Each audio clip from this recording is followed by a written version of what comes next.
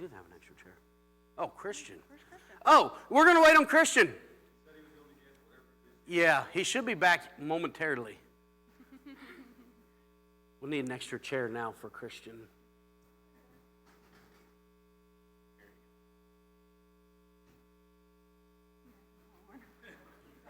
So go ahead and keep talking because we got a few minutes. Yes, he's on Kenyan time. You got it. Yeah, so, oh, there he is. Look at that.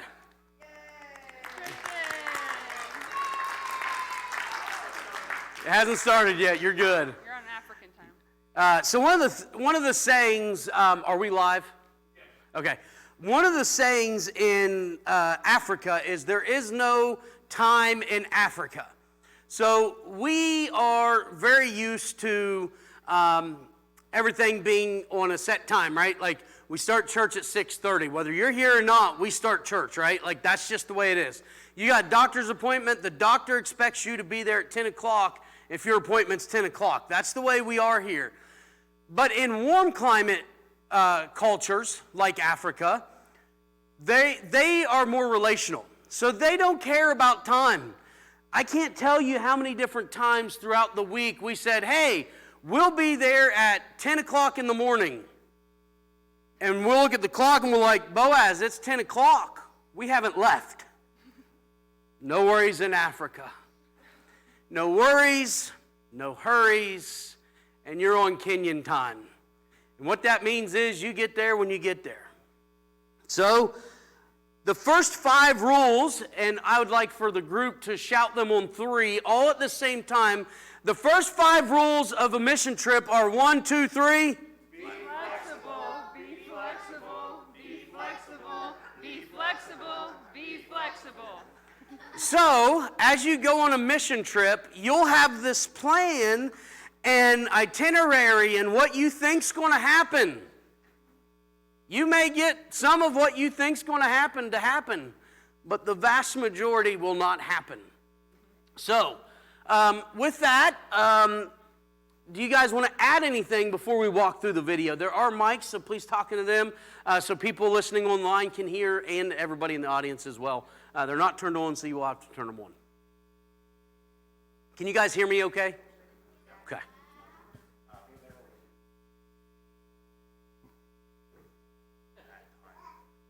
We did, yeah. We were making a point. This is the way it works in Africa.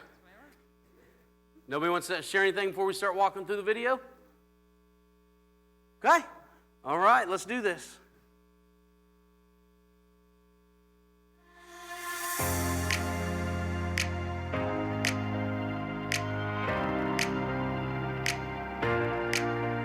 Oh, and for us, if you want him to stop, just go like this and he'll stop and we'll say what we need to say. So, we made it all of 3 pictures, 17 seconds. This is on YouTube, so you can go back at a later date and watch it without the commentary. But I wanted to share the amount of suitcases we took with us.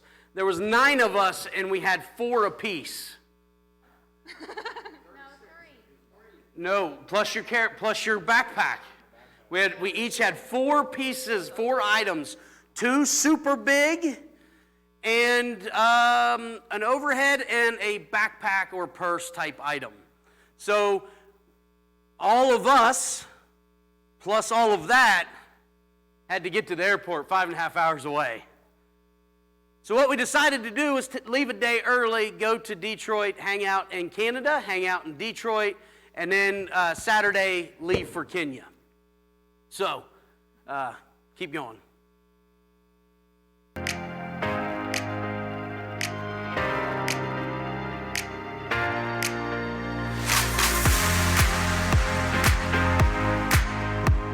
That says Ford Lake, John. Yeah, it does.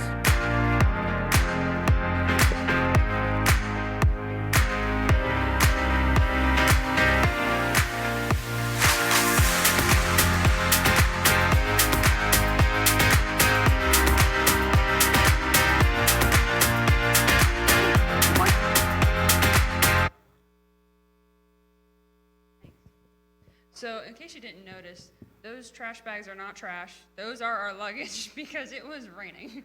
The whole way. All the way.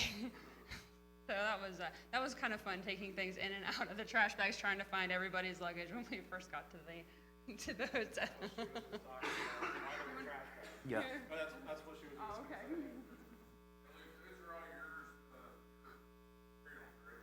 Pretty much. Yes.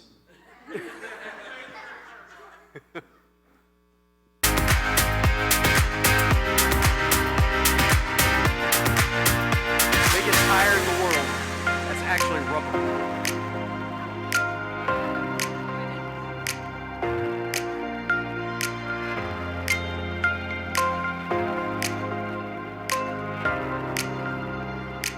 Scott.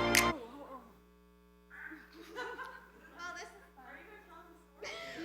If he wasn't, I was going to. Hello? All right, so never go to Canada. So when we went to Detroit, we went to the hotel, dropped off the bags, and then went to Detroit. Well, we went through the tunnel. What did I say? Detroit. Oh, sorry, Canada. So we had to go through Border Patrol. So Isaiah's right behind me in the seat, rolls down his window.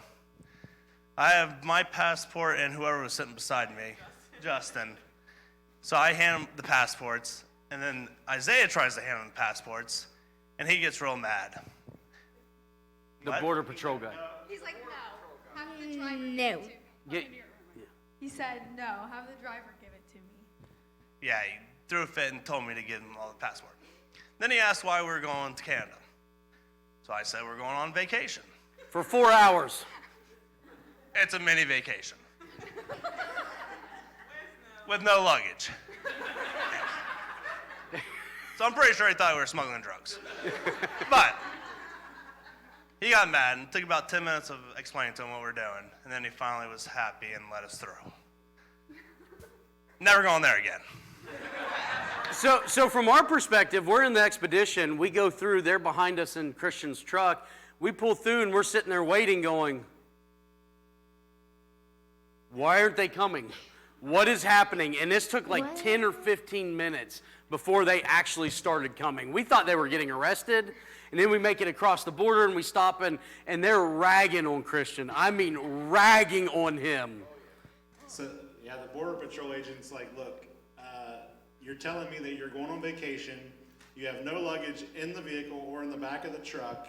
He's like, I need you to stop and explain this to me again. Let's start over. Let's start over. And so he's like, all right, he's like, we're just going over here for a couple hours. And after he explains it all, the Border Patrol was like, yep, okay, you're good to go. But he's like, if you would have explained it that way the first time, he's like, you would have been okay. And so, like, Christian's like, he's like, I'm not talking anymore. The rest of the trip. That didn't happen either. All right.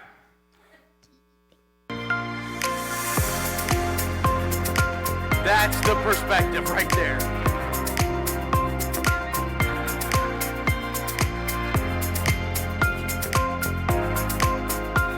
Oh, so we got to tell this, right?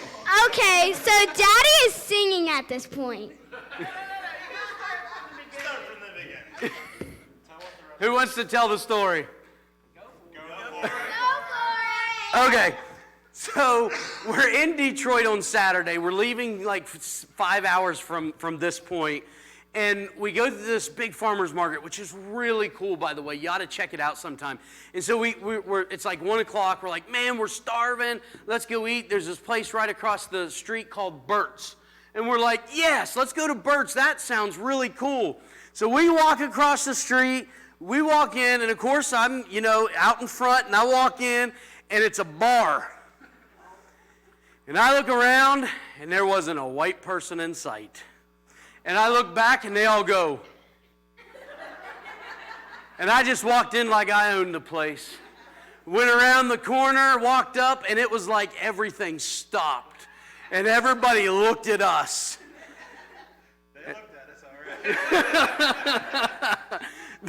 they had the look of, what are you doing here? We went and sat down, and they're going, let's go.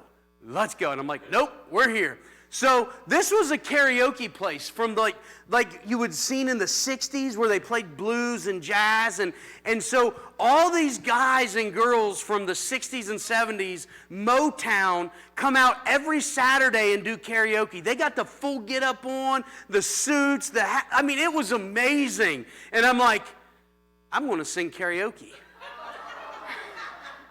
So they're all like, please do. So what does a West Virginian sing? Country Roads. They didn't think I was very good. We have video evidence, but it's not in there. No, it's not. Christian, see us after. Yes, Christian sang. Shelly sang. I sang. So the redeeming part of the whole story is Shelly sang right before we left. She sang, yes, tell them what you sang. I sang I'll Fly Away in a bar. And here's what's cool. The whole place was clapping and singing. It was awesome. And we walked out and we were on this crazy, like excited high. And I'm like, get used to it because this is all you're going to see for the next 2 weeks. So, anything you guys want to add? What'd you say, Christian? Talking to the mic. Talking to the mic. Oh, yeah, I forgot. Courtesy of the red, white, and blue. It was Detroit. We were in It was Detroit. Detroit. Yeah, we were back in Detroit. But I'll go to Canada and sing it. But by the end, they wanted us all to come back by the end. Actually, they were like, you're coming back next weekend, right? We're like, well, we're going to be in Kenya. We'll be over there. Yes. Yeah, but we did promise we will come back. So at some point, if you guys want to go on a trip and go on a Saturday, it would be a blast for us to just storm the place and go sing karaoke with them. It was awesome. All right.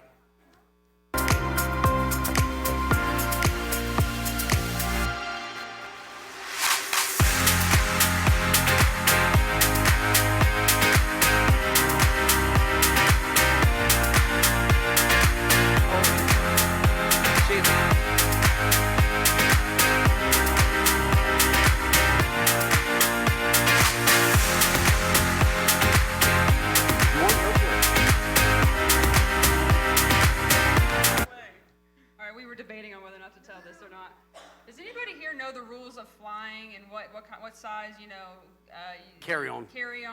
Shampoos you can take? Everybody have a pretty good idea? Okay. Does anybody know that can you take body wash that's this big?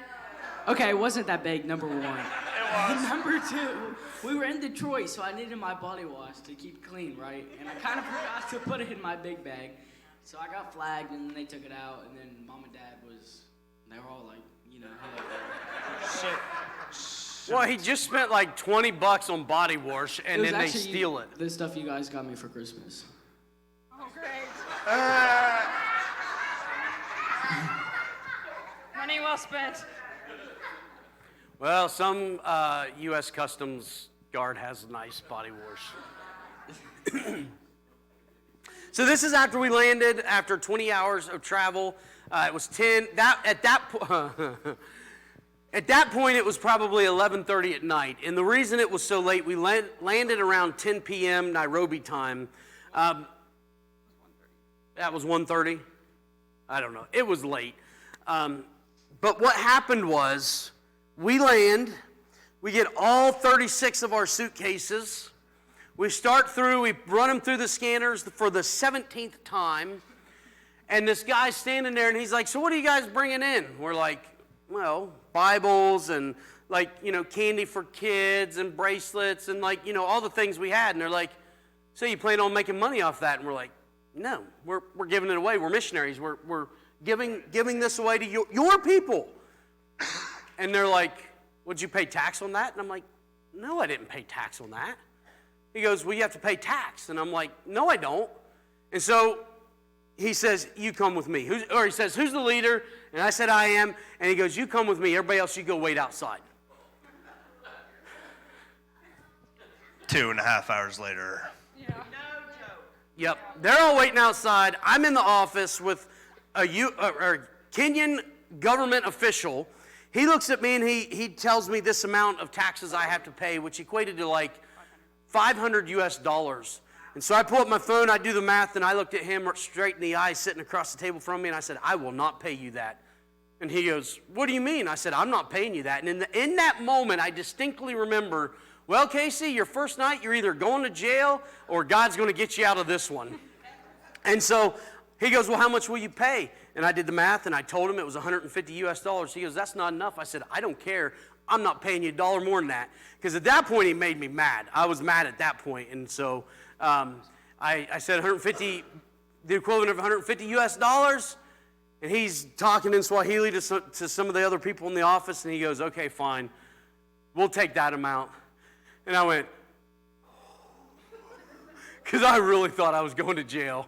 First night in Kenya, I thought for sure I was going to jail. So we paid $150 tax on items we gave them. Bibles and bracelets. Come to find out later when we met the president of the Kenyan Baptist Association, they have a paper just like we do that we should not have had to pay taxes. But they're getting in, the government in Kenya is getting into the business of shaking people down. So we got shook down 2 hours into Kenya. Yeah.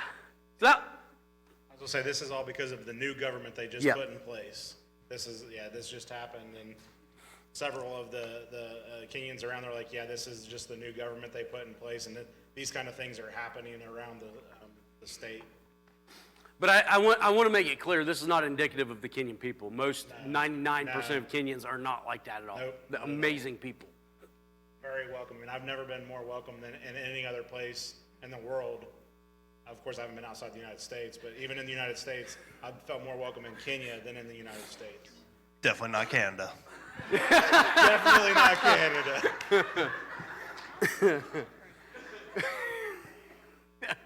Anything else for night one landing? Oh, and it also had a sign saying no corruption in Kenya right there. Oh, yeah. Yeah, where was that at? It was in the airport. Yeah. No corruption again. Yeah. Yeah.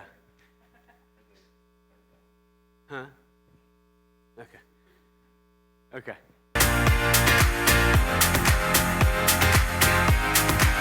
You would tell who everybody is real quick? Yeah. We're not getting through this. This is why we have so much time scheduled. Okay, so far right, that's Sophia. That is Boaz's wife. Huh? He had the mouse on. Oh, yeah, there you go. Good idea. Yeah. Sophia. To the left is Shelly. Below her is Ellie. Me. Olivia. Ray. Christian. Allie. Luke. Look how tough he looks. I didn't know we were taking a picture. I wasn't prepared. Justin. Joshua. Boaz. And Joshua's brother. Yeah. Joshua's brother. He was only with us that night, and then we never saw him again for 2 weeks. I don't know. Where is... Oh, Philip was taking the picture. Yeah. I think I might have another picture after this. Oh, There better be a picture of it. there is a good picture of Philip. Okay. That's everybody. That's how you get a hot water shower. Yeah, so that's very interesting because they've got a electric wire running over to the shower head. And that's how your shower heats up, because it heats up right at the shower head. And some days you would have hot water, and the other first days you wouldn't. It was freezing cold. Yeah. Except for mine. The first night we were there, we were so tired, so we went to sleep, and then we woke up to take showers in the next morning. I went to go take my shower, and I turned it on. I was washing my hair, doing whatever. Next thing I know, I hear it blow. It literally blew up. I thought I was getting shot at, and there was smoke everywhere. It was horrible. And then Dad was like, I think you flipped the breaker or something like that. And then so he went to go mess with something, and then it blew up again, and then the entire lights went out in the whole apartment. Yeah, they say you learn not to touch like around that area when you're in the shower. Also, in that same apartment on our first night, Yeah. that one, we wake up to leave. Okay, we got all ready, we got all our stuff ready, and then we're getting ready to leave, and we Okay, so the night before, hold on, give me 1 second. The night before, I locked the door, and I like unlocked it to make sure it like locked and like unlocked. But then the next morning, Dad tried to unlock the door, and it wouldn't open. Dad's like kind of panicking. He's like, why is this not opening? And he like turned it and turned it back, and it wasn't opening. Dad started like banging on the door, and we're like 6 stories up, and there's like bars on the door, On the windows. on the windows, and you can't get out anywhere if you're locked in there. And Dad starts freaking out. I didn't freak out. Yes, you were. I didn't freak out. Yes, he was freaking out. Not externally. On the inside, I was going, we're going to die in this apartment. Yeah. I've got a picture of it. We'll show how sketchy it is. Sketchy. And then hold on. Go ahead. And then I was like, Dad, we need to pray. So I was like, okay, let's pray. So I prayed in my head. I was testing her. And so then I was like, okay, let me do it, because he was not doing it. So I was like, let a real woman do it. So then,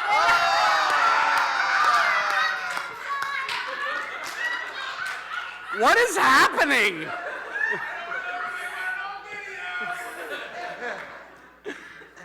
so I went over there and I turned it, and it took me a couple seconds, and we finally got it opened. Comes to find out, how many locks is there? So there's 3 locks, but here's what you need to understand. 5 locks on that door.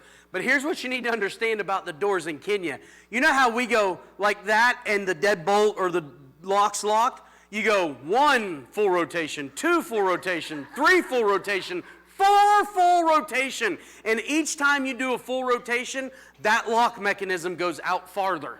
So it's got 4 different lengths of the deadbolts, and there were 5 of them.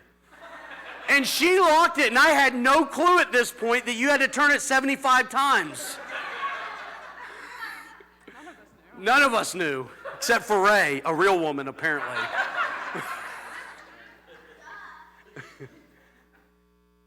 So that's the apartment complex. There was what, 15 buildings? It was like a maze. Yeah, there was like a whole like community of just those buildings. Yeah. But standing outside when we were getting ready to leave, we're all getting ready to get in the vehicles, and I'm standing over there taking a picture, and 2 security guards walk over to me, and I'm like, hey guys, how's it going? And those guys are like, hey, why don't you give me some money? And I'm like, what? And they're like, just go ahead and just give us some money and for food. And I'm like, no. And they're like, you need to give me some money. And like, it was starting to get real uncomfortable. And I just started walking back to the vehicle and just getting in the vehicle. And I was like, we need to go now. But they don't have a problem just asking for money for food, or a lot of times they'll call it tea money, right? Is that Yep. Yeah, they'll say, can I have some money for tea money? Yep. Yeah. Yeah. This is in Nairobi. Yeah, so we got out of the airport like 1:30, 1 o'clock in the morning, and then one of our contacts we had ahead of time get us this place. So we drove an hour. We get here at like 2 in the morning, and we sleep in these apartments. We were in 2 different apartments for the night, and we sleep, and then we wake up at like 6 in the morning after 4 hours of sleep and flying 20 hours to then drive 8 hours to our location. More like 12 hours. It's a lot. A lot of driving. So that was night 1, Nairobi.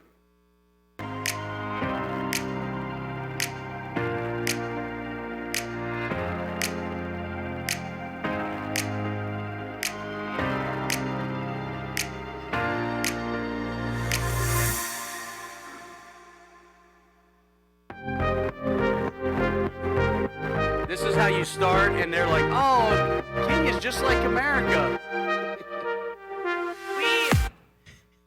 This is where we were supposed to be at the convention office at 10 o'clock. And we're sitting here eating breakfast. Ordering. This is at 10 o'clock. Ordering at 10 o'clock.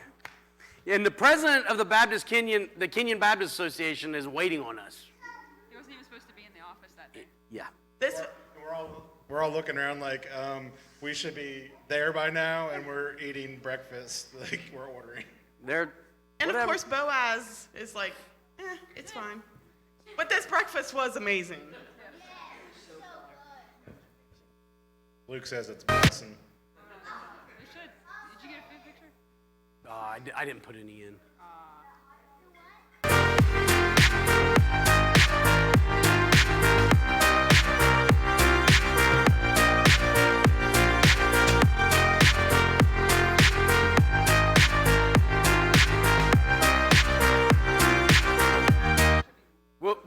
have others of Philip close up.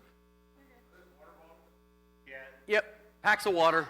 Yeah, those are empty water bottles on the back, and that's called a Boda Boda.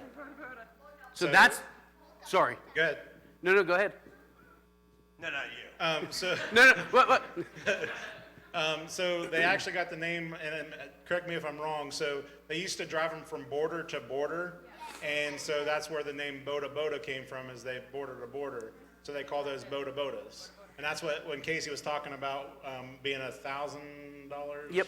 You can get a brand new one of those for $1,000 to be able to drive around, and they're everywhere, like everywhere. By the millions. That right there is probably like a 115cc. You think about the dirt bikes around here, I'm not exaggerating. The biggest Boda Bodas they have are a 225. When I explained to them that we have 1200cc motorcycles, they couldn't even fathom that. That's probably like a 115, 130cc, and they're carrying, those are water bottles full of water.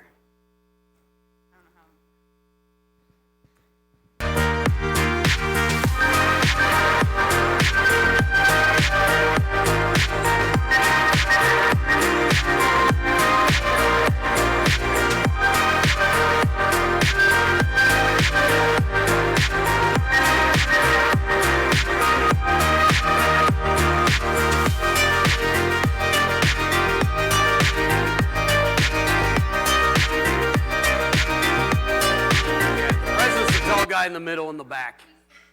He's 6'7". The That whole is not time. a purse. That is a fanny pack. No, it's not a satchel. It's a fanny pack. And I think I looked pretty good in it. Hey, I'm gonna throw Buff under the bus too. He had Thank one you. on too. I'm about to just start wearing it So- every day now because you said that. Thank you, Allison. So actually, It was practical. I had my passport. I had my money. I had a lot of things in there you didn't know I had in there. I actually have to defend my boy here, because the practicality of what you have to carry with you, you want your passport with you all the time, and then you want to keep your money, where you can keep it safe. So actually, him carrying it right there was actually pretty smart. Yeah, nobody could have I had a taken it fanny off. pack too, but I kept mine concealed underneath my jacket. I thought it was Yeah. supposed to go on your waist, though. How, I can't carry my passport. It's like this big. My pocket. Good question, Alex. Keep them coming. Okay.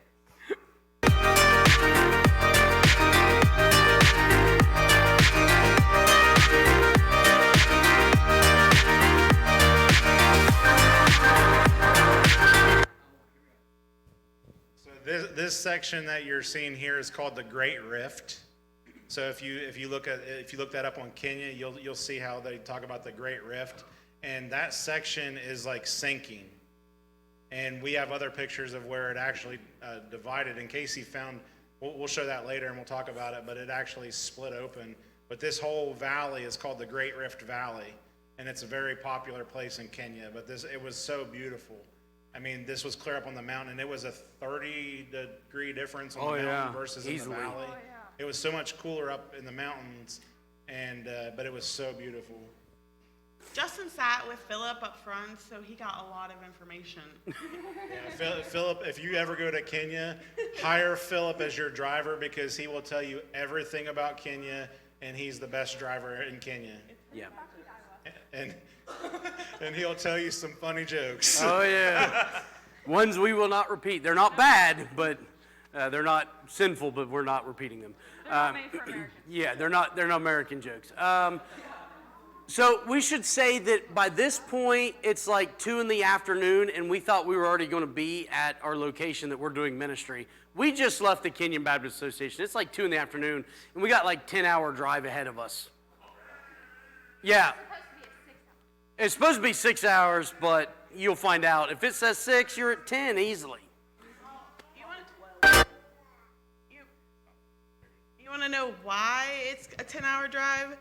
They don't have speed limits. What do they have? Speed bumps. Everywhere. Lots of them. And we're not talking about the little bumps at the mall. We're talking about these big bumps. And And the bad part is you can't see them. So you're going down the interstate and they can go 80 kilometers an hour, which we figured out is what, 55? 50 miles an hour is their top speed that they're allowed to go in the vans. He's going 50 miles an hour full speed, and all of a sudden he slams on his brakes because he realizes there's a speed bump, and sometimes you'd ramp them things and we'd all be into the roof of the van and coming back down, and he'd just start laughing. He's like, he just thought it was the funniest. He's a, or yeah. Sorry. Sorry.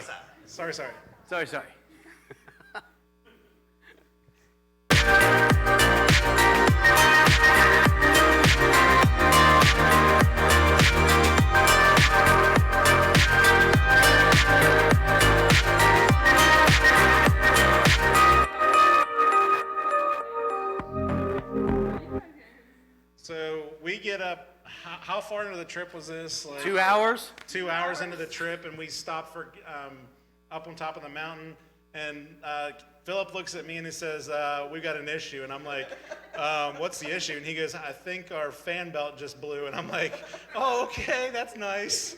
And so we pull into this gas station, and so we spend probably 2 hours, getting the fan belt changed, but it was cool because they're like, we've got a fan belt, they just had somebody go on a boda and get it and bring it back, and they were working on it, but we were there for about 2 hours just trying to get it changed.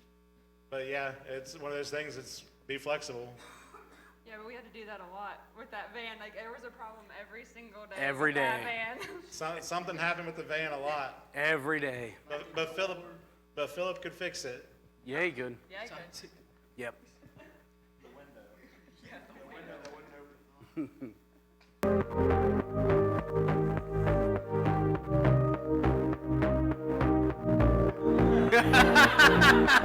That's your toilet, folks. The hole in the wall or in the ground.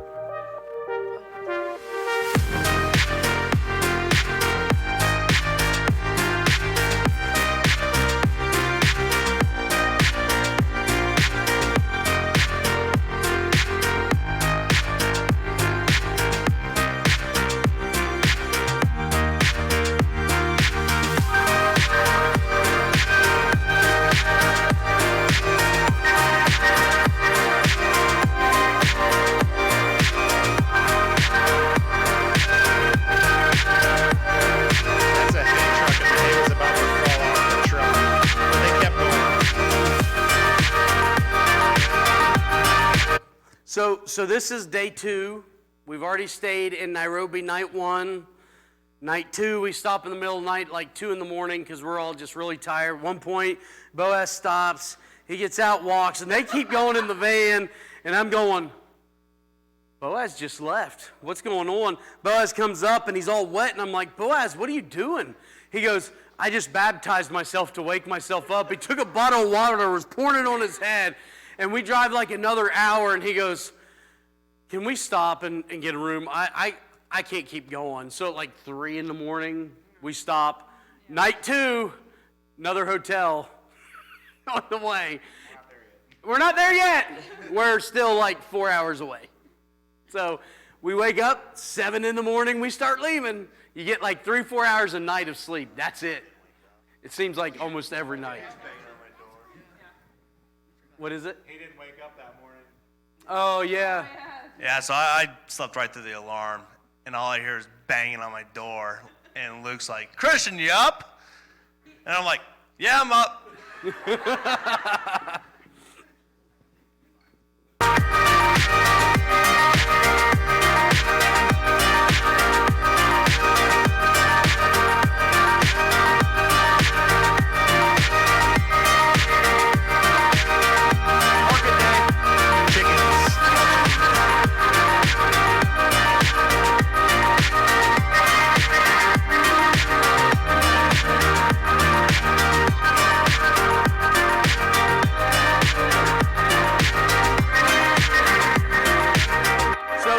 Tell you why we've got shots of the hospital.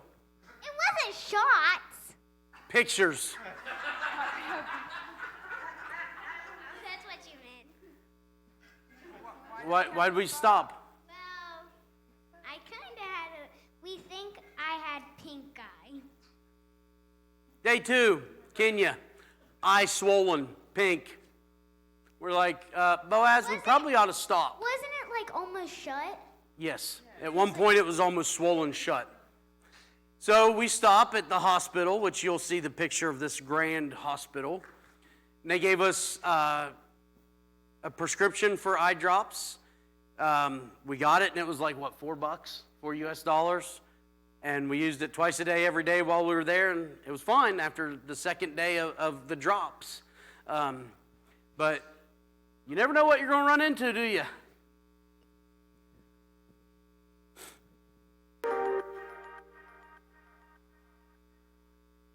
That's the hospital.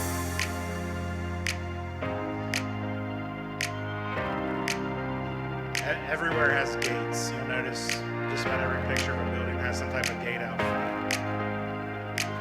That's our guest houses. That's the views. You can see the mountains in the background.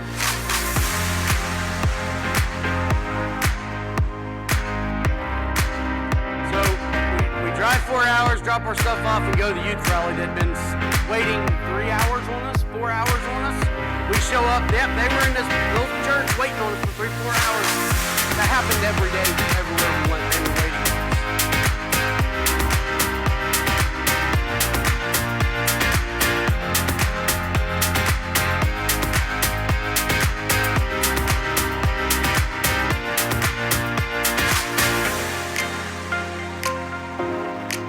Look at Allie's face.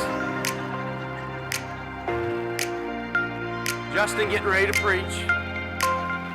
Hey, you want to tell them how your plan for the youth rally played out real well?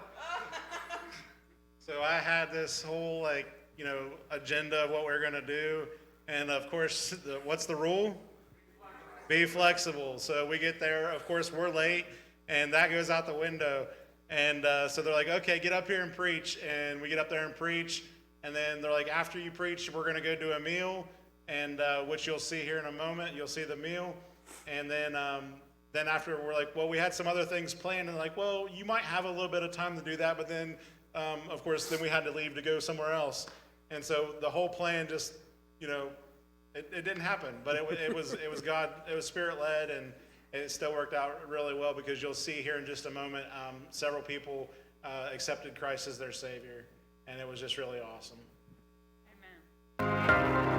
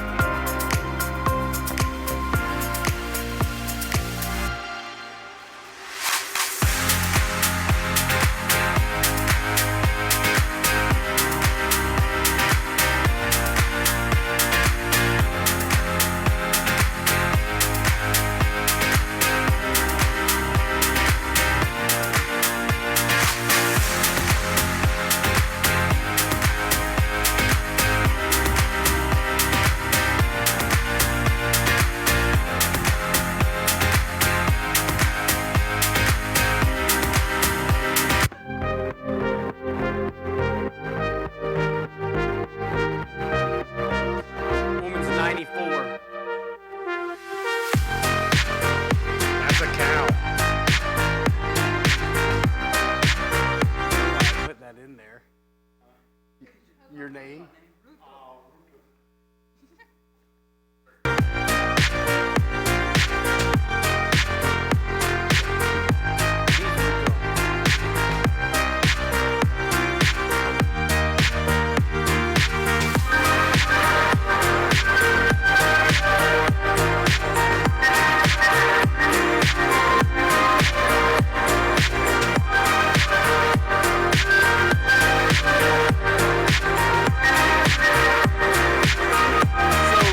So that right there is actually the shower and the bath combined. You'll drive by and you'll see people just in groups naked out there bathing.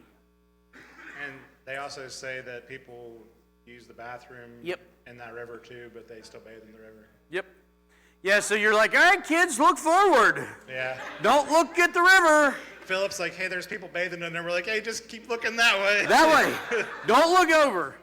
And so this was day 3. We get up. We're like, hey, we're going to go to this place that's just like this far on the map. It's this far.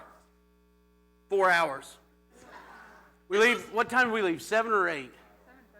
7:30, I think. 7:30. So it's 112 kilometers, which is about 70 miles. Here to Charleston. 4 hours. This was the only river that we saw. Of course, there was river beds, but this was the only river flowing. And the whole time we were in King. In Pocot. In Pocahontas. Yeah, in this area. Yeah. Because the rest was desert. Yeah.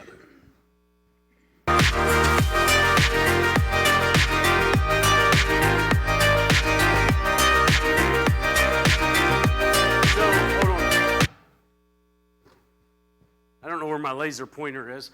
See that little dot Capangria? They probably can't. With the mouse. Can you bring your mouse over it, Scott? Down to the south. Right, nope, down. Right there. Right there's where we were staying, and the blue dot's where we went 4 hours. And we were like this close to Uganda, right? Yes, we were this close to Uganda. We got out and we were going to walk it. Oh, there it is. Thank you. And Boaz and Philip were like, they were just going to let us walk it. And they're like, do you know how far it is? And we're like, no. We're like this big on the map. And we're real close on the map. And he's like, oh, you're going to walk for about 2 hours that way. We're like, yeah, we'll probably just get back in the vehicles then. Yeah. But it was a neat experience to walk in the desert, though. It was at least an hour or two, at least is what he said, I think. Yeah. The amazing thing was that's where we started to see the rocks of quartz. Yeah. There are quartz rocks everywhere over there, and you're not talking like little tiny quartz. You're talking about I giant forgot to quartz. bring the quartz with me. Oh, you didn't bring it?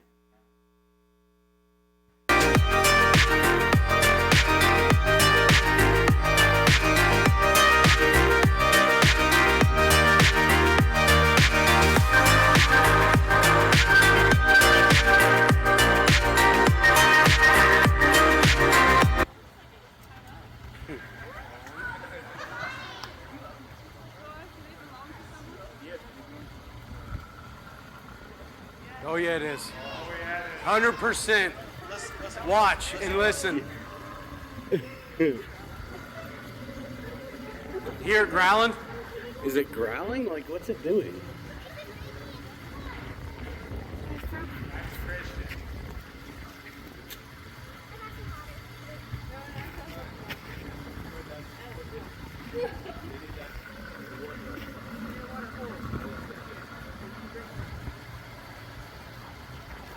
Camel spit, or is it llamas?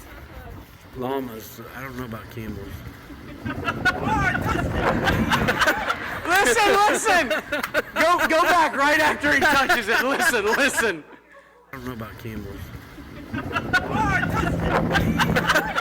He goes, I touched it! So we went 4 hours.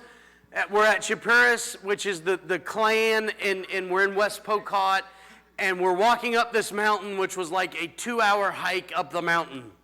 Oh, well, the best part is after we drive 4 hours, we're driving into where this place was, and we see like a tarp of supplies at the bottom of the hill. So we're like, okay, then we're gonna build the church right in here somewhere. So we get out, and we're like, okay, where do we? Oh, yeah, we actually drive probably about 5 more minutes past that. At least. And then we get out and we're like, okay, where are we building? Right in here? And he's like, no, we're actually gonna build it on top of the mountain. And we all thought he was joking. We all laughed. And he's like, no, we're building it on top of the mountain. So we had to get out and actually like walk up this mountain. And we just thought it was like, our mountains, because it was just right at the top of the hill. No, we actually started going around that hill, and then we went up this hill, and then around that hill, and it was 2 hours up the mountain. It was crazy. It was crazy, and it was at least 95 degrees. Mountain, like we're not talking like the hills around here. We're talking mountain. And we come to this one spot, and Christian and Luke and a couple of them were sitting there, and we're like, it was flat, and I'm like, well, this is perfect spot for the church. We've made it, and they're like, oh no. It's all the way up there, and I'm like, you got to be kidding me. Said we're halfway. They said halfway. You got to be kidding me. So this is up on top of the mountain. This is the one-room schoolroom. Liv, do you want to tell them about what Boaz had you do and what happened? Sitting on the rock? So Boaz had me here. So he was originally going to have Ellie, but Ellie was like, no, so I did it. I went and I sat next to them, and their reaction was, they ran away. You got to realize, this mountain, we're the only white people that's ever walked there. These kids have never seen white people before. Those kids that you're looking at have never seen white people till we walked in that room. So as we were coming up the mountain, that's when we heard screams. Like, we heard children screaming at the top of their lungs, because Allie and I were a little bit behind because it was hot, and just leave it.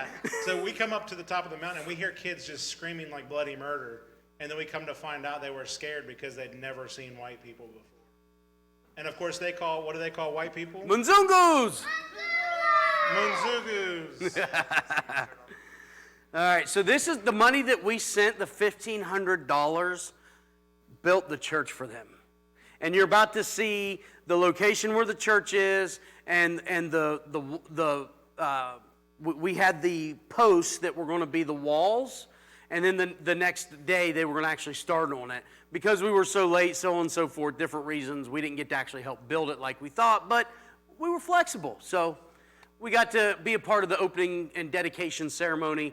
And while there, so half the group got this huge blessing, and so the Dawson family got Pocot names. In the ceremony you're about to see, we were given names. So we actually, all 9 of us, because the next day they wanted to do the Blankenships and Christian in a different tribe. They got African names. So we all have Pocot names, which is amazing. And we'll share those names with you at the end of this. But the ceremony you're about to see is where they gave us Dawsons our names. And then they gave all of us these blankets, and they gave Shelly and Allie the neck bead wreath things. Yeah, go grab one. The other one's over here. You can just show that. They're very tight. Yep, just like that. And so we're sitting there, and you'll see them come up singing and dancing. And this is like, you know how today someone adopts somebody and you go through the court and you get all this name change and all that? This is the equivalent of them doing that for us. They said, you're family now. You're one of us. Like, we're not family that, you know, over there, like, we're family. They just consider us family now. So, all right, so show this, and then I'll show you how you put this on. That's the schoolroom.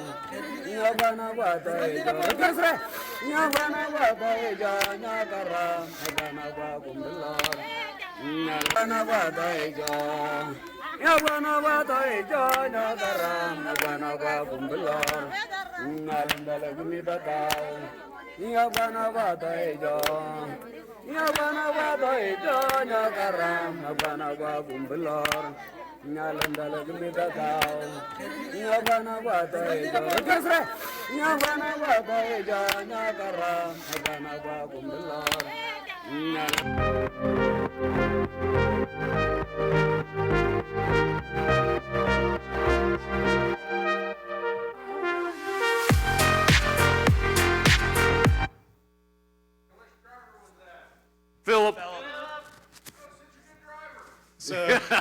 So Philip was an awesome driver, but that was a riverbed It is too hot that for was that. down through there, and that was all sand. So as we were trying to go across there, Boaz and Casey had went up the other side, and we had went across right after them, and they had stopped just enough that we had to slow down. And when we slowed down, our tires got stuck in the sand, and it just got buried. So we spent. It was at least 2 hours just trying to get us out of the sand. Long enough that I took a nap. Yep, he did. Yeah, and of course we're out in the desert. Like this, there's no like tractors. Like there was a tractor, but it was somewhere in the Way far away. way far away. They didn't have rope, and we're trying to figure out how to like dig our way out of this and actually like push it out. And you know, we were praying, we were giving it to God, and God got us out. The village people came and watched us. Oh yeah, it was Laughed this at us. spectacle. It was a show. You want to say that? Dad was sleeping while the three of us were pushing. That's true. They wasted a lot of energy, and when I woke up, I walked over, we pushed and got out. I mean, you know, More people showed up. me being one of them. Shelly tried to explain to some of the ladies what sunburn was. Oh. Yeah, you might want to tell them about that, the sunburn. I think, well, a lot of people know. Well, you can't really see it anymore. I have a lot more freckles now. A whole bunch more freckles on this arm. So I sat on the same side of the car every single day, and somebody came back from Kenya last year and said that the sun wasn't really that strong. So stupidly, we did not take any sunscreen. Well, it is actually very strong, and so sitting on the same side of the car, my arm got Third degree burn. first degree probably, but nonetheless, it's peeled about 4 times, and it's still a little pink. So They didn't know what to think of you actually like burnt and yeah, peeling. they had no idea. They didn't know that we peel. They thought that was the craziest thing. I'm like, yeah, we're like snakes, and they're like, what? I was like, can we go with lizards? We're gonna go with lizards. I had a similar experience because I sit on the, of course, in Kenya, like the driver's side on our side is actually the passenger side because it's reversed. And I had my arm to the place to where my arm was burnt to the place to where I was actually covering up with a blanket in the car because the sun was coming through the window so strong. And people were like, what are you doing? And I'm like, the sun is like burning my arm through the window. And it was actually cooler for me to cover up with a blanket in like 90-degree temperatures and to shield my arms versus to have the sun hit them. So Shelly and I had it pretty bad on our arms. Yeah, we did. Real bad. Yeah, Shelly's was a lot worse.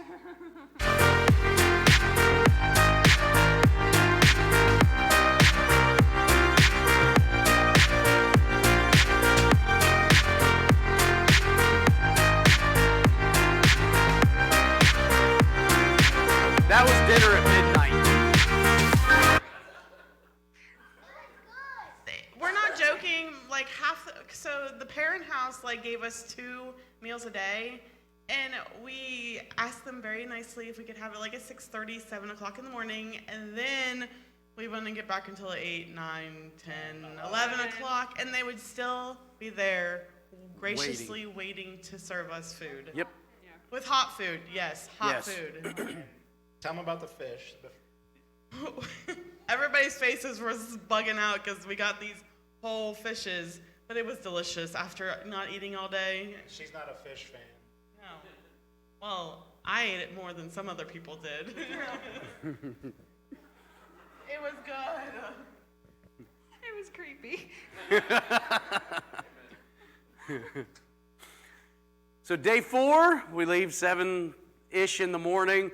We start driving, hour in, we come out, and all of this is in the road, and we have to wait for like a half hour, just sit there. Nothing you can do. They're filling up these things with gas.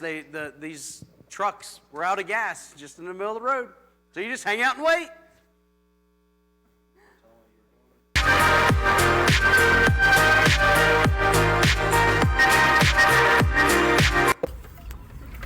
I hear the singing. We got to be close. This is normal road. Awesome. That's a riverbed. And Boaz's car goes through all of this, all the time. All the time. It's a Subaru. That's why I had to be in the shop. Yep. We teased them about it. But he takes it everywhere.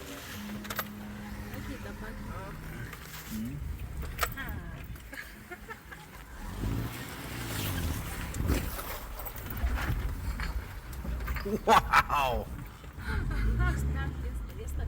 You'd think he had a 4x4 off-road. It was crazy.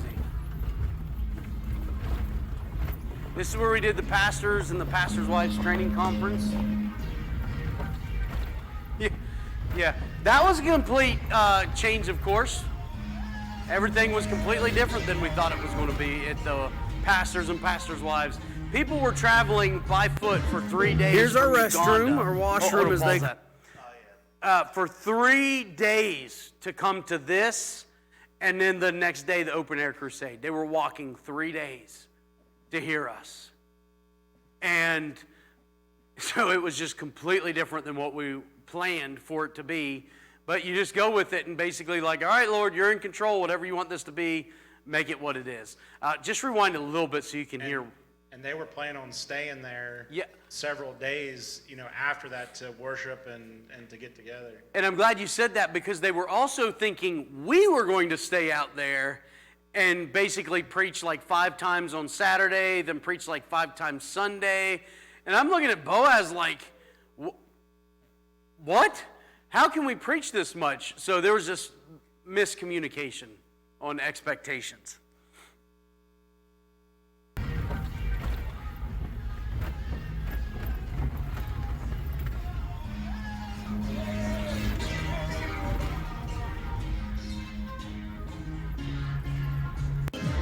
Here's our restroom, our washroom as they call it. And if you look closely, there's a camel grazing right over there. 10 feet from a camel, you go pee.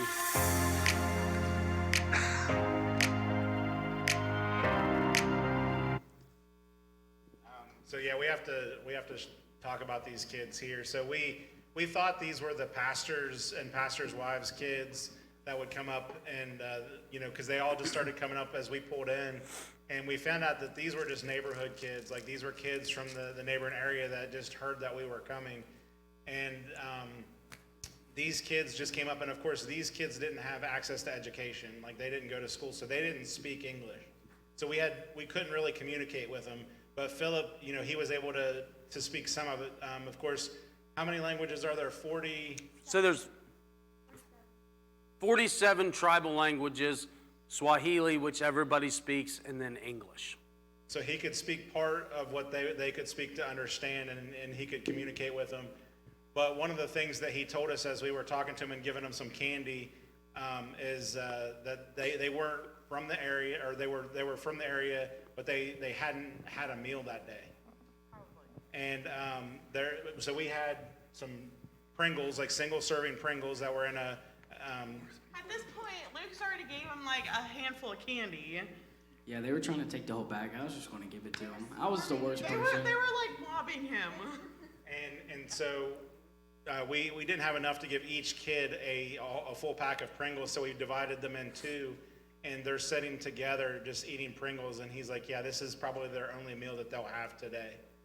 And we told Boaz, we're like, they're going to serve us a meal as a celebration. I was like, we're not going to eat, respectfully, we're not going to eat unless these kids can eat. And he's like, we're going to make sure that the kids have food as well.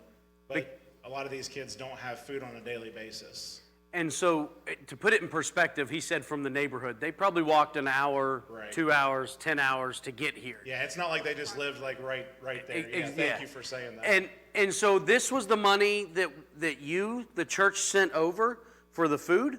So we sent $500 over, and we, because of that, we're able to feed for 3 days, food enough for 3 days for several hundred people. It's amazing. $500 fed hundreds of people for 3 days, and you guys did that. So these kids, Philip didn't know we'd sent money over for all the food, but normally that would have been the situation. Those Pringles would have been all they had. So they got to eat because you guys sent money over. Thank you. So thank you.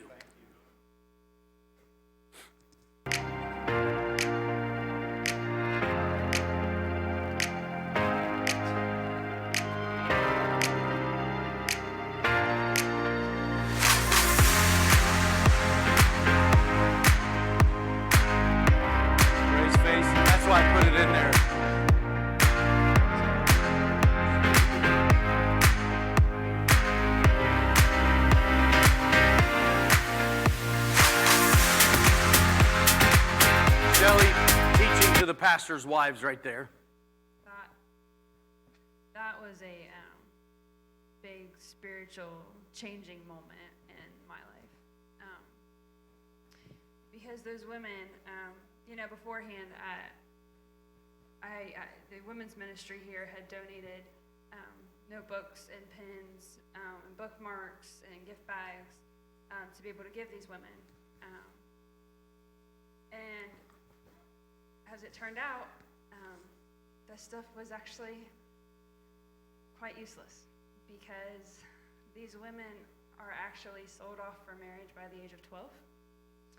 Their education stops. They just are there to start having children and taking care of the home, gathering firewood. They walk 8 miles one way to get water. And that's the shortest distance because this is out in the desert. And so they're illiterate. There were only about 3 of them that had the capability to read in that room. And so that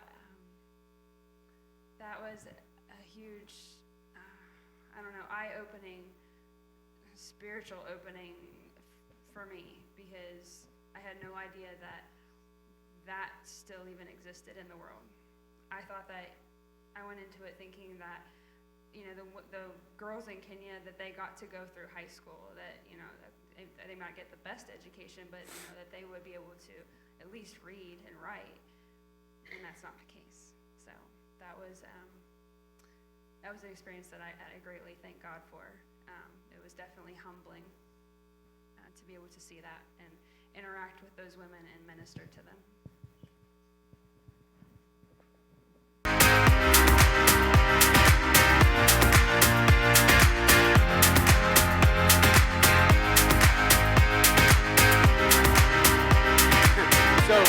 So right here, we get done with the pastors and the pastors' wives. We've been here like 5 hours at this point. We traveled 4 hours to get there. We're 9 hours in the day, and Boaz is like, hey, they asked if you'd preach. And I'm like, sure. Why not? It's only like 4 in the afternoon. I've only been at it 9 hours. Let's go for it. And so they all, line up like they do, and I preached for I don't know how long, and they all just listened, and I don't know if there were any salvations that day. Do you guys remember? I can't remember.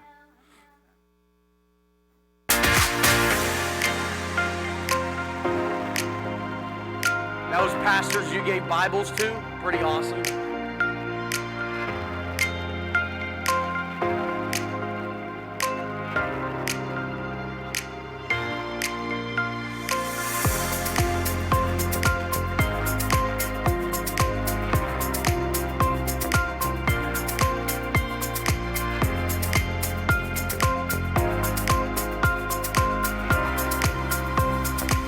Bibles that y'all donated. Isn't that cool?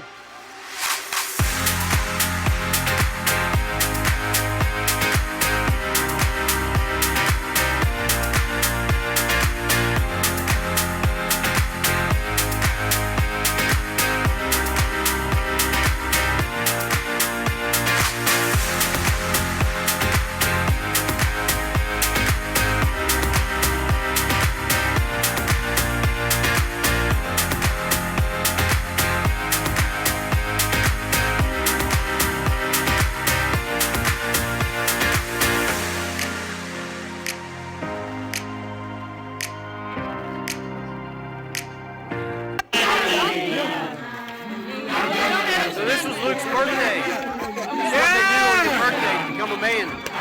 There you go.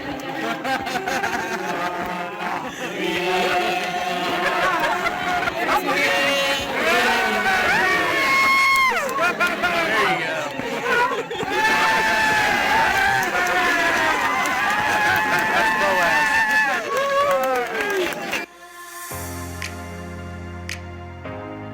Great white preacher. This right here, do you guys remember what this is? Yeah. So these are two little kids. Go ahead. No, I was go ahead. These are two little kids that are probably like 4 and 7. Their job is to herd the camels. Their food for the day is whatever milk they get from that mom camel.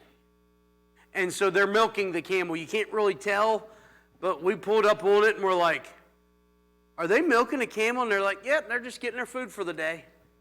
Just nonchalant, no big deal, out in the bush. So if they don't have water for the day, they'll actually drink the camel's blood or the milk. Yeah. If they don't have any milk or water, then they have a needle and they get the blood and drink camel blood to sustain them for the day. That's their food. And camel milk is actually, it's very expensive to buy because they said that a lot of the plants they eat in the desert out there are medicinal. And so the milk is very like medicinal in itself. It has a lot of healing properties, and that's why it's so expensive.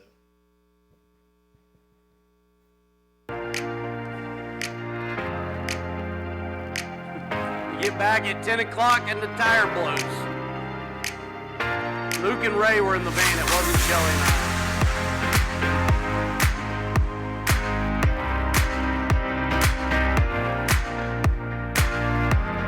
That's a toilet. Toilet.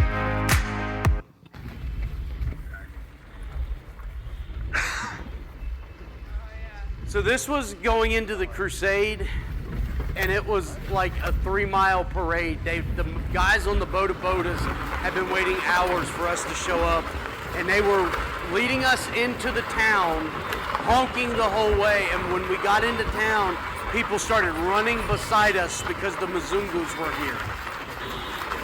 And you can hear them honking like, they're here, they're here. Thousands of people.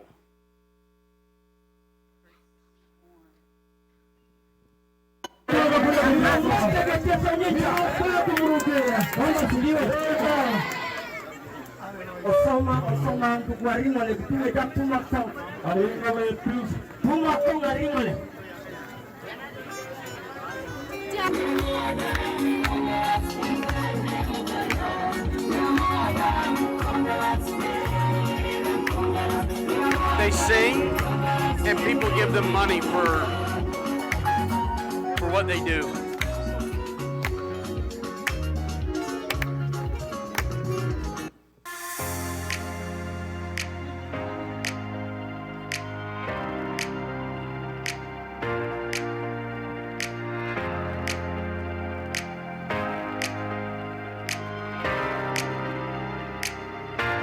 I had to drive out that night.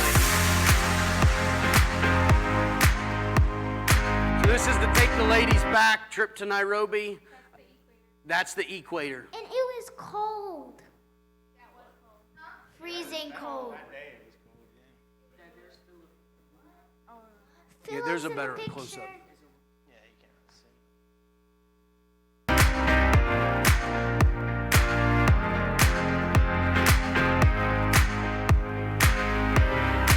Zebras. That's how they say it. Zebras.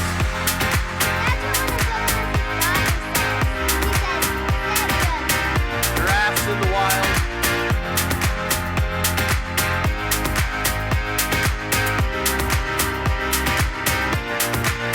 Baboons. So, see how close they get? We were on the side of the road, and I'm sitting there, and these baboons, I didn't realize how big they are. They're this tall. They're massive. I'm in the front seat of Boaz's car, and I'm just sitting there, and I see one come across the road, start out in front of our car, and then I lose him, and all of a sudden he jumps up with all 4 feet on the trim of the window. My window's down, and he's this close to me, and I jump back, and he goes down, and I'm not kidding you, my heart stopped. I thought I was dying. No, that was not drama. That was real. Like, he was this close to me. And they'll kill you. Like, they'll attack you. Huh? No. Not what Boaz said. Boaz is like, yeah, they'll hurt you. Yeah, they'll steal your cell phones. Don't hold them out. And your babies. Huh? And your babies. And your babies. That's what Philip, really? Yeah. Oh, wow. Yeah, they're a lot bigger than I realized. Go ahead. That's how they cut grass. They don't have lawnmowers. They do the old sickle. Ah. Come on, chug it. Chug it, chug it, chug it.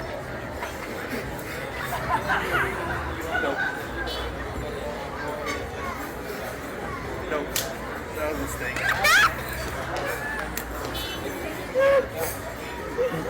Yeah, that's Philip. That was a mistake. Don't do that ever again.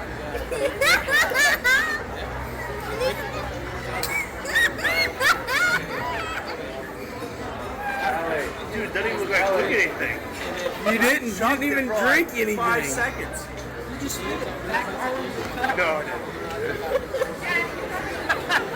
didn't. Ellie, get up. All right, so Christian can tell you all about Dawa tea.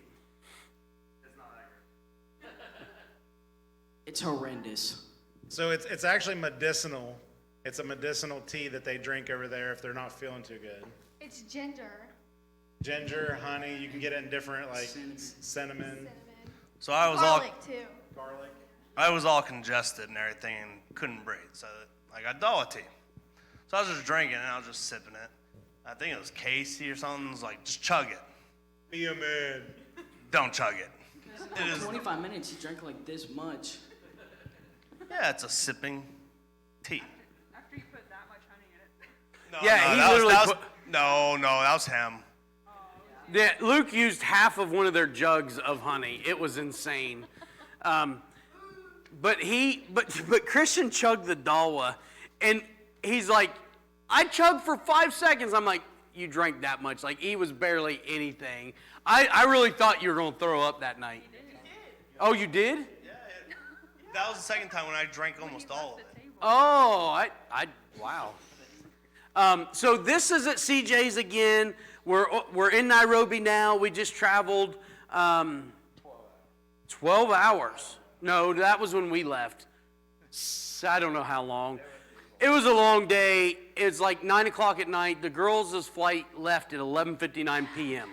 So we had to kill all that time. So we go get dinner before we take them to the airport, and Christian chooses Dawa tea. And Luke's birthday again. All right. Huh? Us waiting on him? Surprisingly, they were waiting on me because I was in the bathroom Okay. for the 17th time that day. But they had actually toilets, so. Yeah. They had nice toilets. Yeah. It wasn't a hole in the ground.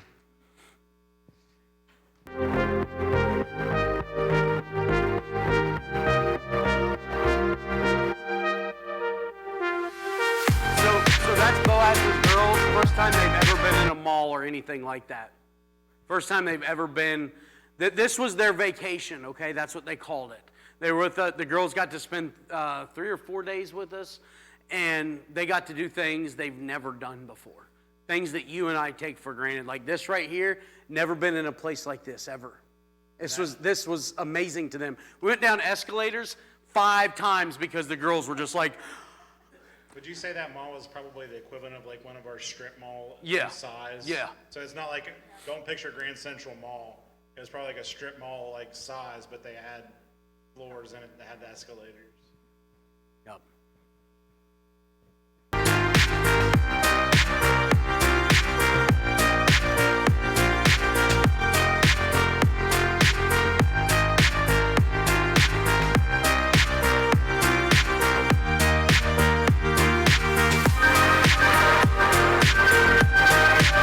That's the group.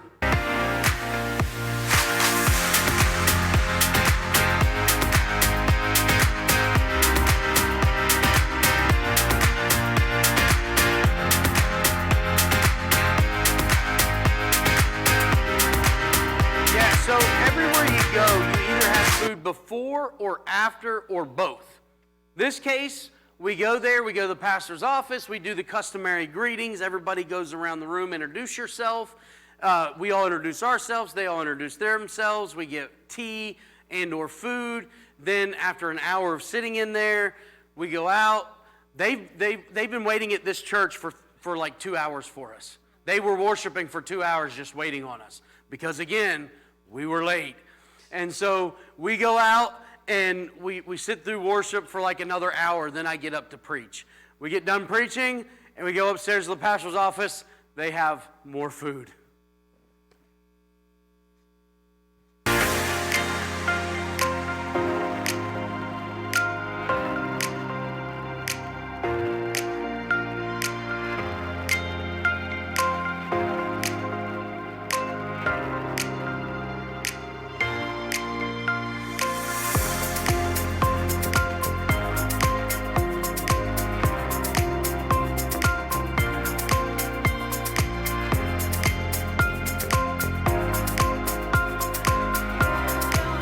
So, in these rooms, there's about 70 kids.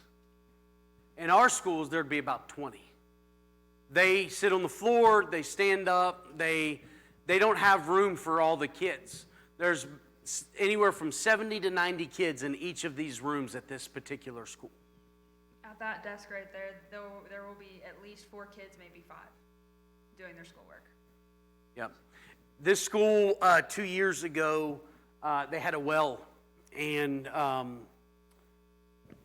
kid fell in, and another kid went to help him. He fell in. The groundskeeper went to help. He fell in. The well collapsed. All 3 of them died. So they covered up the well site, and we got to pray standing over top of this where the well site was. And you'll see here in a minute where the water is, where the kids have to literally walk down this 40-foot, straight down like this, cliff to get water in buckets and bring it up so they have water for the day. So that's one of the projects we're praying about, is getting a solar pump, a solar panel, and a solar pump, and pump water up to a holding tank. We'll be able to do it for like $2,000 US. We'll be able to get them water. As we'll say, the other part of this school, this, if I'm not mistaken, this was the government-funded school. Yeah. And so the government provided funds for this school, but this school also isn't guaranteed to have food every day. Nope. They would literally run out of food on a daily basis, and a lot of kids come to school so they could eat. And I mean, this absolutely breaks your heart, because they don't have food at home. And you'll see a picture here in a second of their kitchen. But we sat in the principal's office, and he's like, we don't know from one day to the next if we'll be able to feed our kids or not. And also, you'll notice in the pictures, they have no grass, because they have over 800 kids, I think, in this school. And of course, those kids go out to play, and they trample all the grass, and there's not enough water or anything to, of course, grow anything there. So they're in a very desolate situation, but it's very hard for them.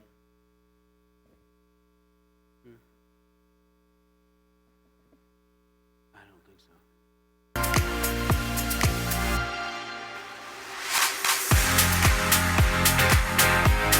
The kitchen. It's really hard to tell, but on the top middle, you see the concrete thing? Yeah, right there.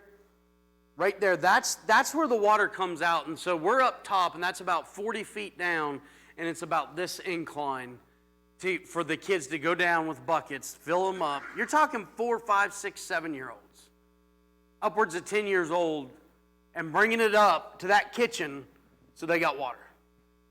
It's a death trap. I mean, it's literally a death trap for those kids, because a lot of that's dirt, and when it rains, they said it's very treacherous. I almost fell. I was walking around up there just to get a view, and the ground slipped underneath me. And you can imagine a little kid who's 6 years old doing that, right? I mean, it's dangerous. And actually probably just 10 feet back, there's a huge hole where the water actually goes down into this hole, drains underneath the ground, and then goes down into that valley. To that valley. Yeah, it's crazy. So pray about it. I think maybe $2,000 US we could probably get a solar panel, a pump, and a holding tank, and have them water on standby. They have a need to take more kids, but they can't until they have water. They can't sustain what they have.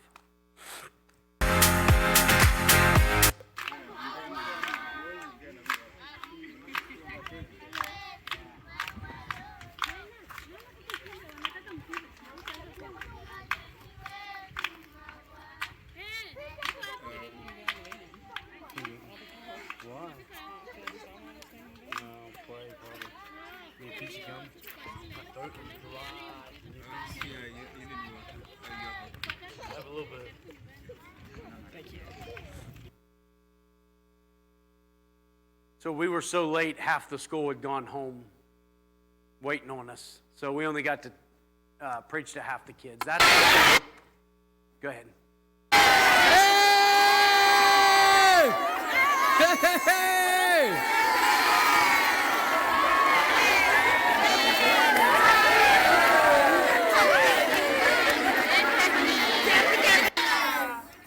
All right, 1, 2, 3. God is good. And all the time.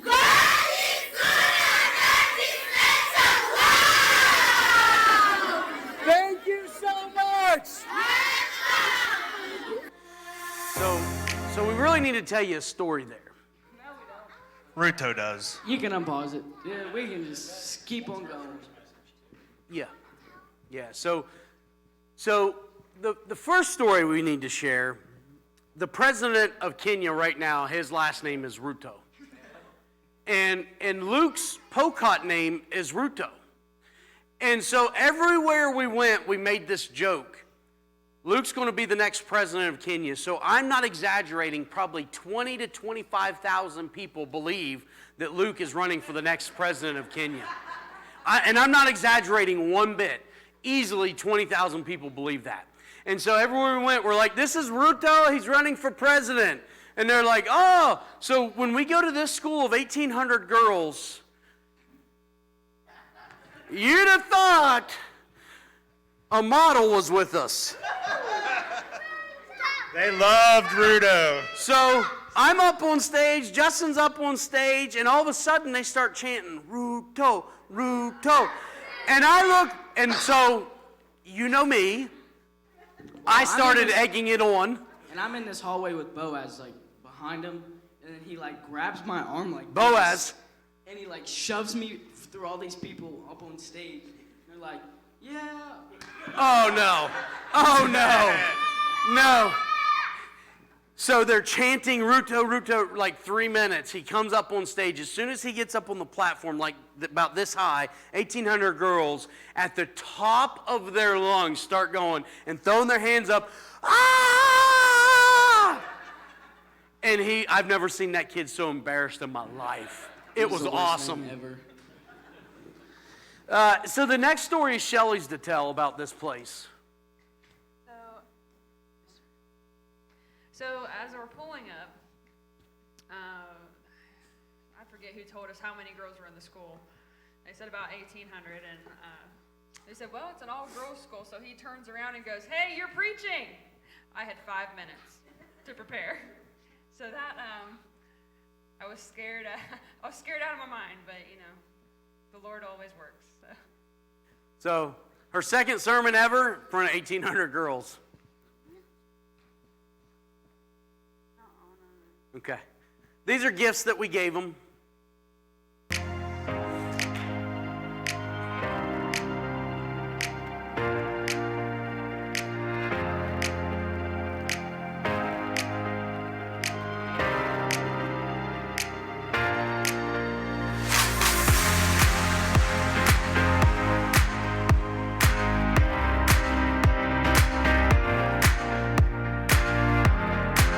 You want to tell them about what we gave them and the huge need they have at this girls' school?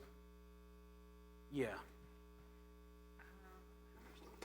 I don't remember how much it was. I don't remember how many we gave them. We gave them sanitary linens, female products, for this girls' school.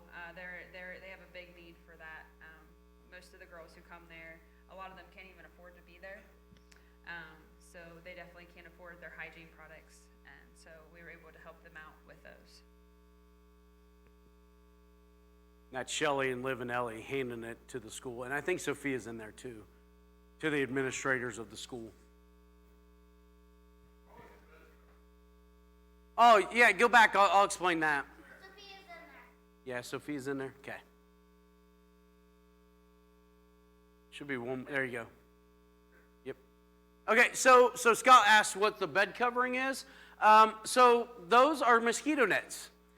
Everywhere you sleep in Africa, you need a mosquito net. Yeah, because the mosquitoes have malaria. We took malaria pills, but still, just in case, play it safe and you use a mosquito net.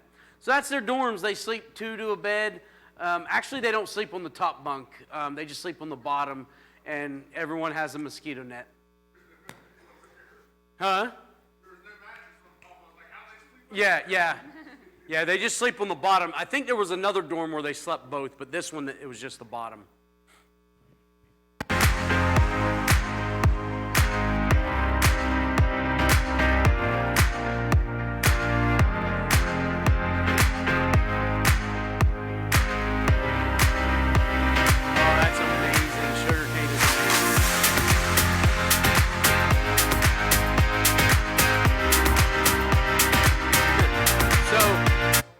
I looked at them. I said, Boaz, Peter, do you guys, so Boaz is in the purple. Peter's his brother. I said, do you guys know what an Oreo is? They said, yeah. I said, let's get a picture. I'm going to be the cream. You guys are the cookies and the Oreos. And they just thought it was hilarious. There's no racism in Kenya. They don't even understand the idea that there's a difference other than we're different color. There's no racism. We had to explain what racism was to them, and then they were still confused. Yeah. They didn't understand why we were racist over here. You want to say anything about the sugar cane? I can. Yeah, go back. I can explain that. Okay, so that's what sugar cane comes in. It comes in a big stalk, and the outside is very hard. So over there, what they do is they use their teeth, and they actually peel that off. And we tried, and none of our teeth were strong enough. Like, it hurt. But they just pull it off like it's nothing, but it's very hard. So then once you get that outer hardness off, if you go back one more, just one more picture, the other one, back. Just barely, like 20 seconds. Yep, right there. So that's what it looks like once you get the outer shell off. And what you do with sugar cane is you just take it and chew on it. And it's very fibery, and it's not hard, but it's kind of hard. And what you do is you get this amazing sugar water. It is the best thing ever. And it brushes your teeth. No, that's not sugar cane. They said it brushes your teeth too. Oh, did they? I missed that. Okay. But it's very, very sweet, and they just go around all day and eat sugar cane. Everywhere. They'll run behind the sugarcane trucks and they'll be stealing it off of it. It's really funny to watch all these people running after it and pulling on it as the truck's still going up the hill, because when they're going up the hill, they're going really slow, so it's a lot easier. You know the old saying, when in Rome? Do as the Romans do. I said, Boaz, are they allowed to take sugar cane? He goes, yeah, it's expected. They know that the poor people are going to take some sugar cane, so it's okay. So I said, all right. See that one up there? Slow down. I was getting ready to get out. I was going to go get one. And we pull up to it, and they had guards sitting on the back. And I'm like, okay, I'm not going to go to that one. And then we never came up on another one again. Yep. Okay. Yep.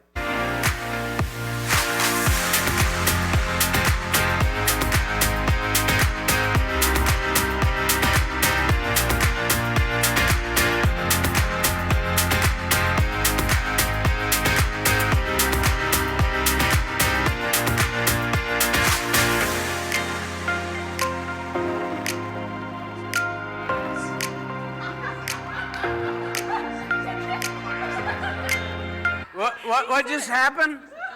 Double Who stuff. said that? Double stuff. I can say that. All right, Well, if you said that, you got to tell them about the boat when we get to it. So this is Jessie's school. The girl that we support, Jessie, that's her school. We got to see her and spend the day with her. Sleeping and on the phone. Just saying.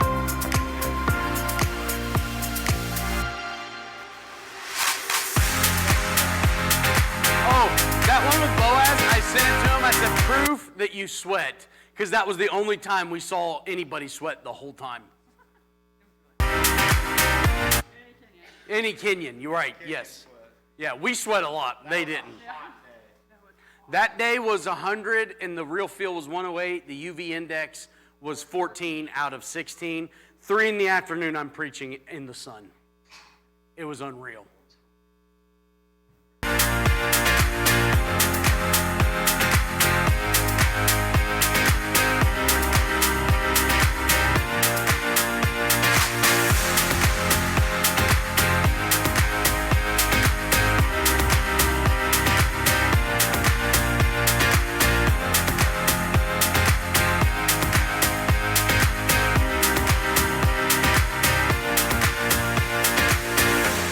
Real quick, for those that aren't aware, North Fork actually donated, was it 1,000?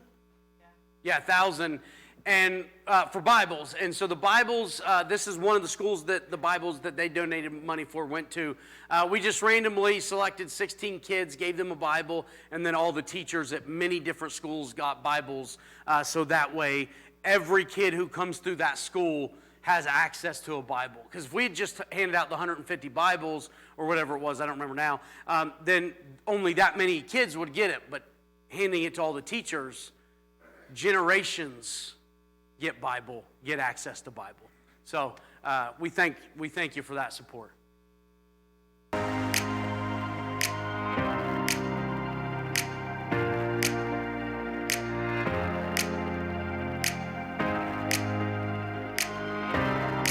You want to tell them? Do you want to tell them about your first sermon?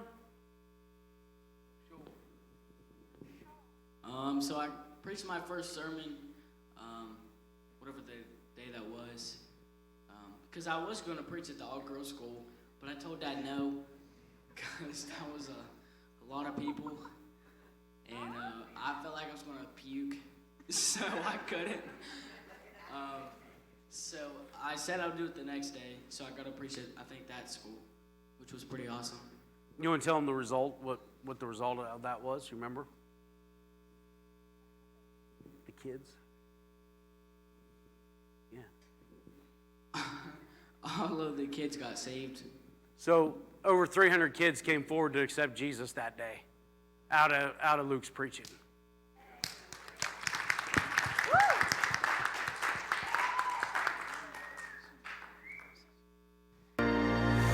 While this was happening, that was happening. So they split from us. Oh, the college. Sorry. As Christian and I went to the other school, that whole school was actually all those kids were saved as well. So there was a lot of salvations just that day. The Lord was really working, and He was just touching hearts all the way through. Amen.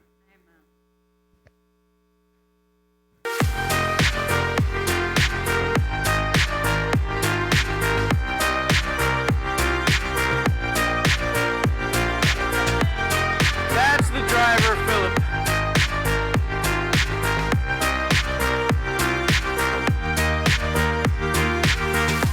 You want to talk about your first sermon? Nope.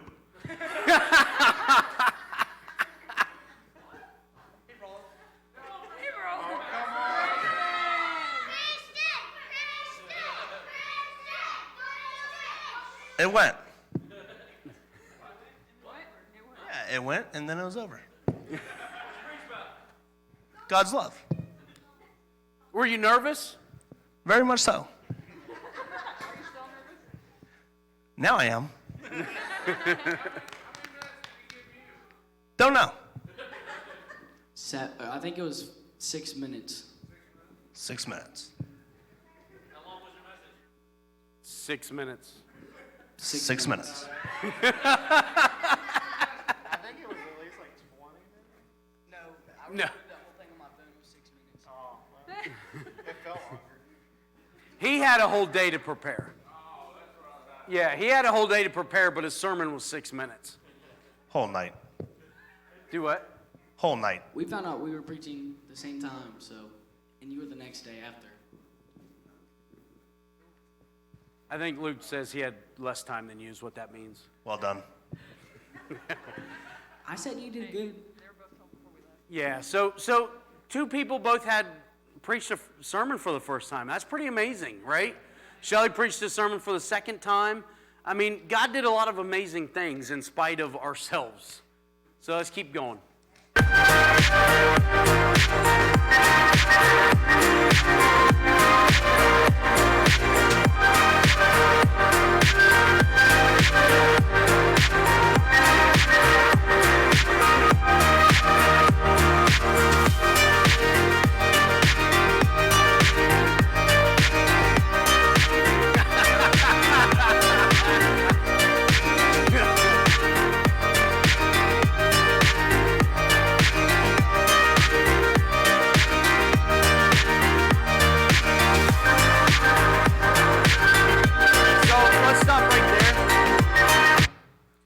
So I'm in the back of the boat.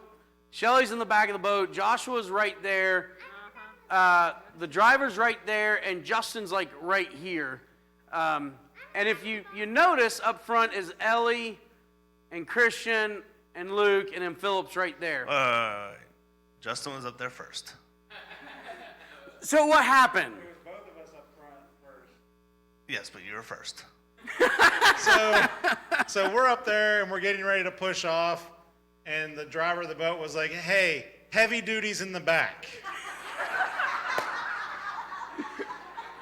So we had to move to the back. No, not Or at we. least- well, I moved Buff to the did. back. Yeah. You did. You were the only one at that point. Then we're out in the middle of the lake, and the water was really choppy, like bad, and water was coming up over the front. So then he walks up to Christian. What's he say?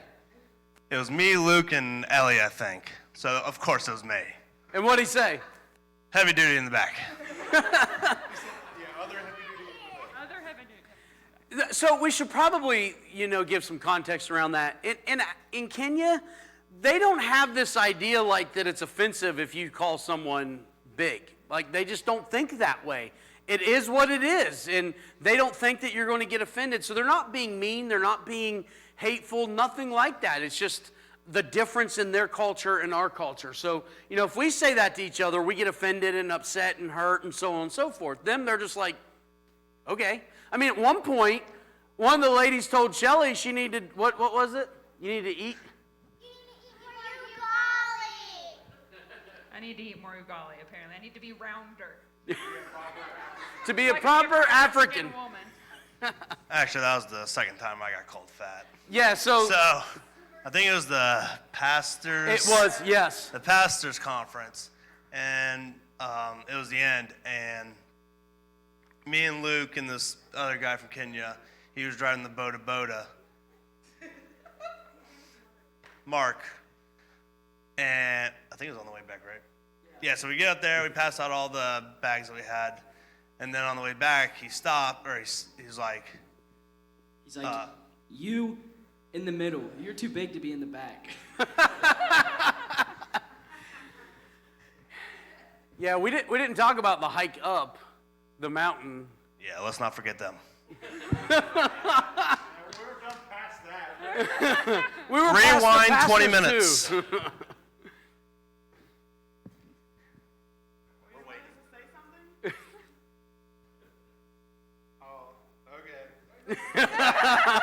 So we're being called out on that. So the hike up the mountain, like we were just kind of all working our way up the mountain, and Allie and I we were just in the back, like working our way up, and so the ladies of the tribe were just hanging out with us, and they kept laughing at us. They thought it was just hilarious that the Manzugus were struggling to get up the mountain. So the guys At their face laughing. yeah, like literally just like laughing, and of course they're talking in Swahili. We can't understand them, and then they look at us and they're just like, and then they go back into talking to Swahili, and we're just like, whatever, we might die here in Kenya. It's like 100 and some degrees, and we're trying to hike up a mountain, and we're out of shape, but It is what it is, but we made it. And I would also laugh if you started to fall down the hill.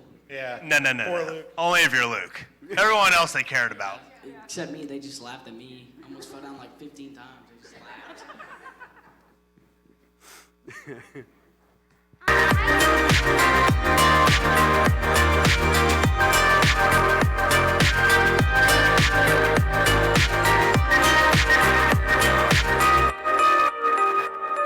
You want to talk about the kids walking?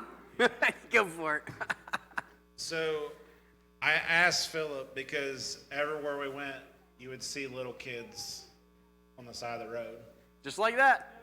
And I'm like, Philip, you know, what's with the little kids? And he said, at the age of 4, these kids are expected to walk to school by themselves. Up to 3 hours each way. Yeah. And I can't imagine, you know, sending our kids out, you know, to go, but at the age 4 that they're expected to go. And we're like, what about the parents? Do the parents worry about them? And he goes, no, the parents don't worry about them unless they don't come home at nighttime. But yeah, they're expected to walk up to 3 hours or, you know, however long it is to get to school. And they walk that every day to get there. And it's heartbreaking because you see these little ones just walking. Or that's a good point. They will also, if they don't want to walk, they can also get on a boda with a stranger and have them take to their school. Pay, they rent it. They pay them to get to the school.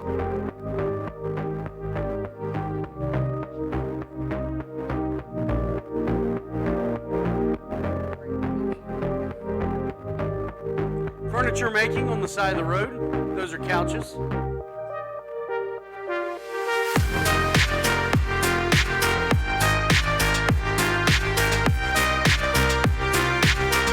Second year in a row, the last day the Lord brought rain. And in the drought season, the Lord brought rain. Second year in a row, last day. That's amazing. So this is the rift that Justin was talking about a little bit ago.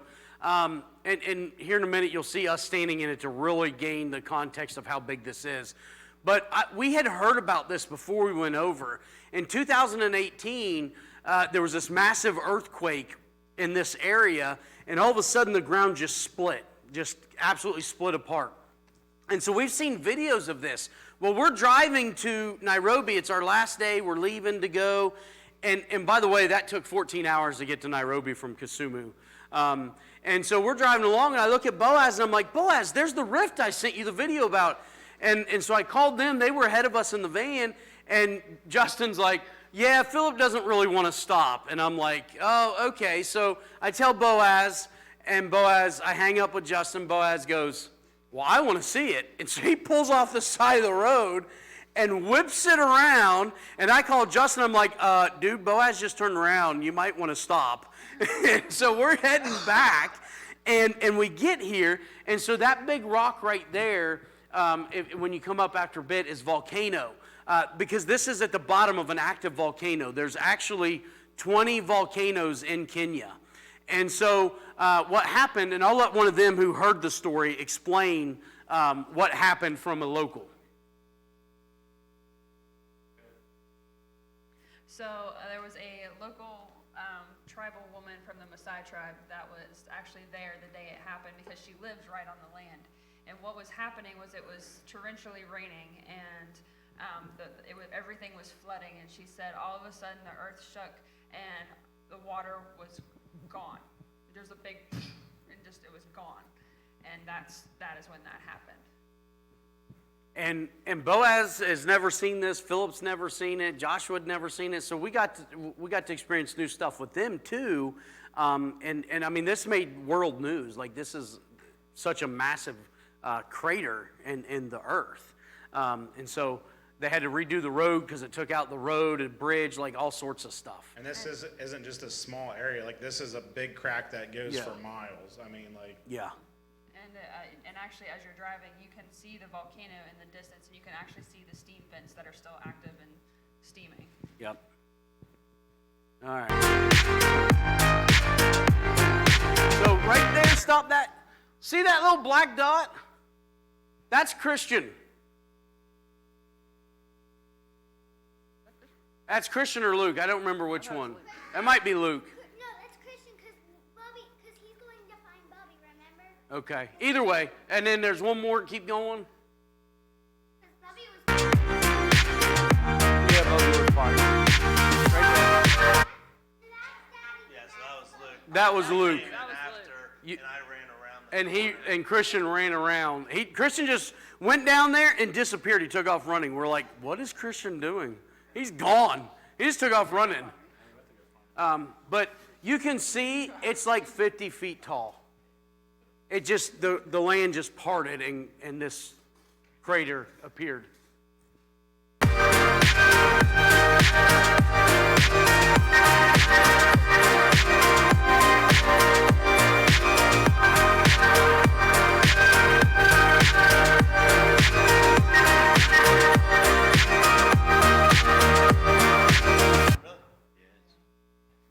And that's it.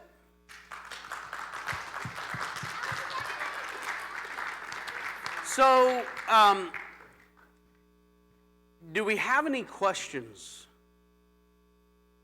Yeah. In the rift, was it sand or dirt? Sand. Yeah. Yeah. Okay. So, for the women, did they question why you were wearing pants or shorts? Some of them have pants on. Okay. Another, Look at him going to the bathroom again. bye, Ruto. No, over there it's culturally acceptable for women to wear pants as well. There, in the tribal areas, a lot of the women wear T-shirts, and you'll see like the like little things that we got down here from them. They'll wear them around their waist. It's just kind of anything goes pretty much. But it's surprisingly, sort of surprisingly, it's not. Everyone's usually very well covered up. The kids are not. Some of them don't. The further you get out into like the bush and those type of areas is when they start wearing less clothes. And usually you'll see like the guys, they'll just wear like these coverings. And Philip said most of the time they don't have anything underneath, it's just those coverings. Yes. Yeah, the babies. Yeah. Some of the women didn't have tops on. Some of the men just had that. I mean, when you're out in the bush, it's just the body. It's nothing sexual like it is in America. It's just the body God created. I saw Heath next, and then I see you two ladies. Yeah, Heath.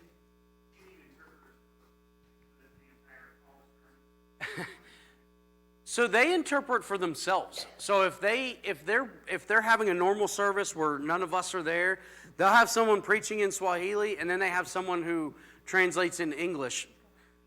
And so they always have translators, interpreters. So yes, the short answer is yes, always had an interpreter everywhere. Except for the schools, those ones we didn't because they all knew English, and so most of those we didn't have interpreters, but everywhere else we always did. The funny thing is when they would make them swap back and forth. So like one would be in Swahili, Yeah. the other would be in English, and he's like, "No, I'm going to do English now. You go to Swahili." Yeah. And they would swap back and forth and play like kind of a game between them, but And a couple times they got confused yeah, on they'd be like, what they were supposed to no. do. Yeah, it was Yeah. it was cool. Brenda. We've spent 2 weeks trying to figure out how they earn money. We don't know. So basically, each area has a specialty. So for instance, up in the mountains, sugar cane, or what was big up in the mountains? Tea. Up there, tea. So like, I wake up every day, and it's a hand-to-mouth culture. So I wake up, I get my sugar cane for the day, I go sit by the side of the road for 15 hours, and you might stop by and give me just enough for the day that I go over here to them, and they have tomatoes, and I buy tomatoes from them, and I go to Christian, and they have bananas, and I buy bananas from him, and then we have our dinner for the night, and then the next day I do it all over again. But you see, like, there's a sugarcane vendor here, there's a sugarcane vendor here, there's a sugarcane vendor 20 here. in a row. Yeah, 20 in a row. And it's the same with every industry, or I don't even want to call it industry, but like every like food or produce or good, yes, thank you, good. like, there was a bunch of them just right there. So we're like, how does the economy work? Because everybody's selling the same thing, but yet everybody's buying the same thing. Like, Yeah. We could not understand it, I'll be honest with you. We talked a lot about it, and it's just hand-to-mouth culture. Like, every day you don't know if you're going to eat or not. You may today and may not tomorrow. And when you're on the highways, they'll be in the middle of the road by the speed bumps, waiting for you to slow down. And then they'll just run with you as you're going by, asking if you want to buy stuff. And if they see that you're white, they think you're rich, so they really come after you. Oh, yeah. First time I ever felt rich. Yep. Yep. Yeah. Rachel? Huh? Oh, okay. One other thing with the food and everything is we were talking about the economy. They don't take vacations. They don't understand, like, very few people over there understand what a vacation is. So they literally work year round. And I asked Philip, I was like, is a vacation something that anybody does? And he's like, no, very few people actually take a vacation at all.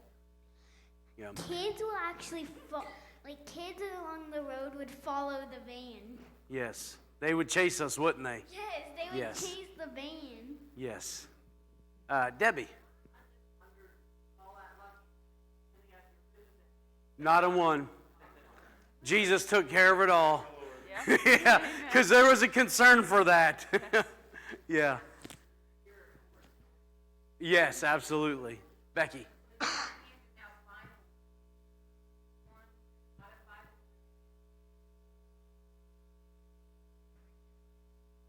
So generally speaking, the ones that got Bibles could read it. Yeah. Yeah, so we got 3 different languages. We got we got Swahili, Luo, and English. We handed out 3 different languages. And I misunderstood. When we were in Pokot, we should have gotten Pokot Bibles instead of Swahili, but you learn, Yeah, so, we took some with us. We took 100 in a suitcase, and then we also bought 600 or so there at the Kenya Bible Society in Nairobi. Yeah. Yeah, I think we ended up spending a little over 2,000 total on Bibles, if I remember correctly. Handed out close to 700. So my name in Pokot is Yakin, Y-A-K-A-N, and it means courageous, fearless. And the reason they gave me that name is because, one, I took a group of Mzungos all the way across the world to Africa, and then I took a group of Mzungus all the way to Chapiris, where we, did the church, funded the church, and we walked up a mountain. And so being the leader, I got that name, which means courageous and fearless. I'm going to let Ray go next because mine ties into her. My name is Chipundan, which means traveler from a strange land. Yes. And then my name is Kama Chipundan, which means mother of Chipundan. And so when a mom has a kid, she loses her identity, and her name is mother of the oldest kid's name. So mom of her name. Mine is Charot, which means rain and blessings. My name is, I'm saying it, Charot. Charot. Charop. Charot. Yes. My name is Charot Teach. And what does it mean? Charo teach. Charot Teach. And what does it mean? Hers is also a long travel. Yeah, hers is along the long traveler. Oh. It means the cow's coming home.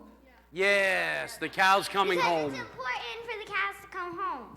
Yes, that's right. Ruto.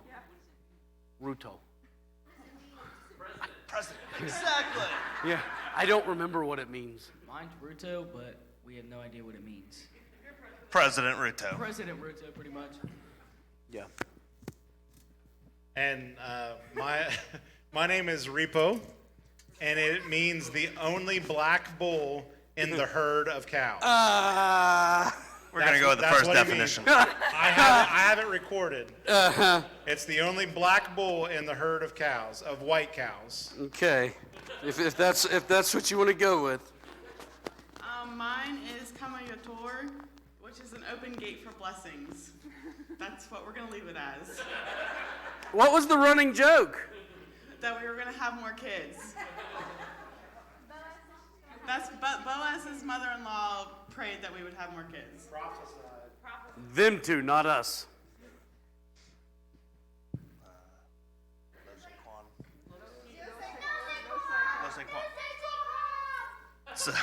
So mine is No Saquon. Lo Saquon. Lo Saquon, And which means striped bull. yes.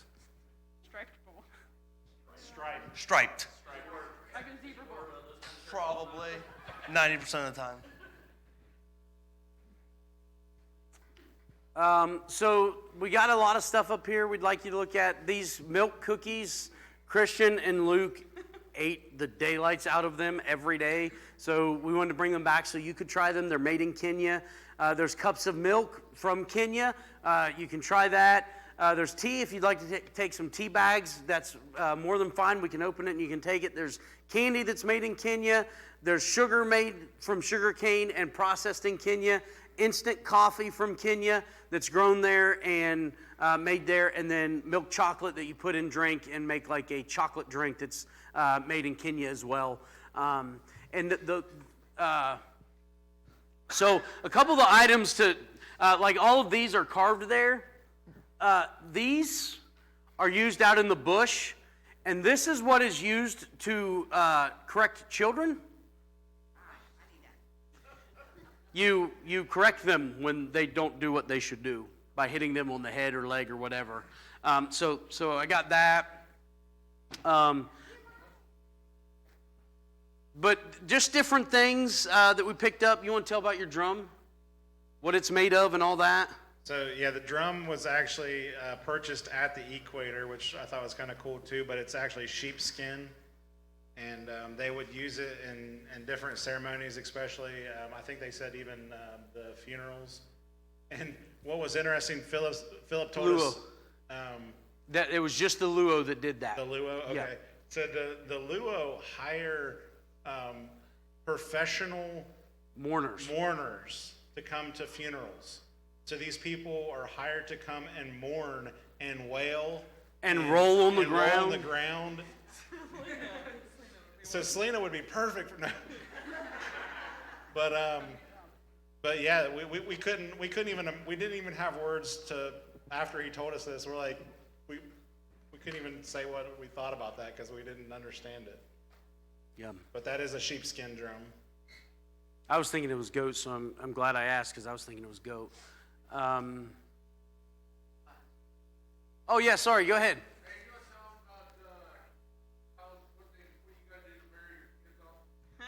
Oh! Should I have him come up for that? Yes, have Isaiah come up. Yes. All right. So here's the thing. So when I share this is no judgment. Okay, this happened in the Old Testament. This is the way it happens in many African nations. It is what it is. Okay. But what happens is you pay for a wife. So yes, Bill's eyes got that big. Bill's like, why would you pay for what? No, I'm just kidding. He's like, why did you say what I was thinking? So what happens is, like, let's say, Luke gets 20 years old, and he's like, hey, I want a wife. And he sees a girl that he likes, and he goes to the dad and says, hey, I want to pay to talk to your daughter. So they pay to start courting, if you will. Then after a amount of time, he's like, man, I really want to marry. So I'm going to offer cows. And he goes to the dad and the elders in the tribe and say, hey, I'm going to offer you, let's say, 20 cows. And the dad and the elders are like, well, your family's good. We like your family, because that comes into it as well. If you come from a bad family, the elders and the dad can say, no, you have no chance at marrying my daughter. And so they say, yep, you know what? We like your family. You offered enough cows. You can marry our daughter. But you can't marry until you pay the amount, or if you make a negotiation and say, hey, I'll pay half, and then the dad and elder say, that's fine. Within X amount of time, give me the rest. So no judgment. It is what it is. That's the way it works. So the going rate's like 12 cows or 20 goats or sheep. So we're out that open air crusade way out there where that parade was. I get done preaching. We get done doing all of our stuff. We're heading back. We're sitting in the car with Boaz. And this guy walks up and they're talking Pocot. And Boaz looks at me and he goes, you just got offered 100 cows for Ray. My very first thought is, boy, Isaiah better step up his game. I mean, 100 cows is, what, 7-8 times the going rate? I told Ray, I was like, I'm actually going to take that. And she's like, Dad, I'll run away. So what, huh? Go ahead, you're going to yeah, so that leads to what happens. Okay, Boaz, Philip, what happens if the girl runs away? Well, they kill her. And the boyfriend, if there's an affair that happens. That squashes that pretty quickly. They know there's going to be death involved. It's really a lot like Jewish law in the Old Testament. Hey, do we hear 101 cows? We're going 20. I thought he said like $500. No, I think it was more than that. I thought that's what Philip said. It's pretty equivalent to here. It was like $1,000 or $2,000 US. It's a lot of money. Yeah.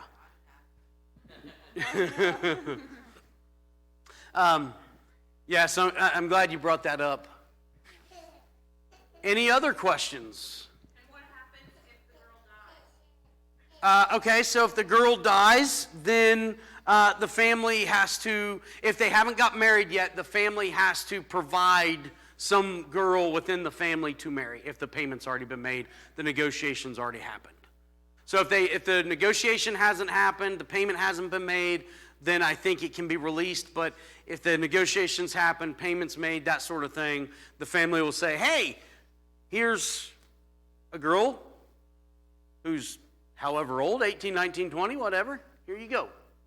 You can marry this one. A niece, a cousin, whatever, right? Yep. So that's the way the culture works. In the cities, I will say this, because I asked Boaz, I said, is it only animals, like in the cities where they don't have animals? Like, how are they doing that? And he said, in the cities, it's one of two things. One, it's kind of going away in Nairobi and Kisumu and Mombasa and places like that. But if it does happen, then they use money. So they're just paying money instead of livestock. But it's still about half-half happening in the cities. Yeah, okay, so that's a good point too. So that's why a lot of the banditry and the murders are happening. So, Luke says, hey, I found me a girl, I want to marry her, I offered 20 cows. Dad says, yes, I want to do that, but he's like, I'm 17 years old and I don't have 20 cows. I'm going to get my buddies and we're going to go to that neighbor tribe and we're going to steal their cows and kill the men. And that's why the banditry is happening, because young men don't have the cows, sheep, or goats to buy a wife, and so they go steal. Huh? Yeah, starvation is the other reason for banditry. But I will say this, the Kenyan people are amazing. They are so welcoming and loving, and I just cannot express enough how amazing of a people they are. I am absolutely in love with the land, the culture, the people. Would you guys like to take just like a minute and start from here and work your way back, and just the minute of what it meant to you? So it was literally the opposite of living here, and like from day one, where we were just there was no time, and I loved it. I want to continue it here, but my boss might not like that. But it's changed my point of view. It's definitely changed me spiritually going through all that. Their schools, they all teach the Bible there, unlike here. So that was one thing that was completely different. But like Casey said, everyone was nice. They loved us. They're like, we love Americans. And I love them too. Like, they're great. Will you go back? Absolutely. No pressure.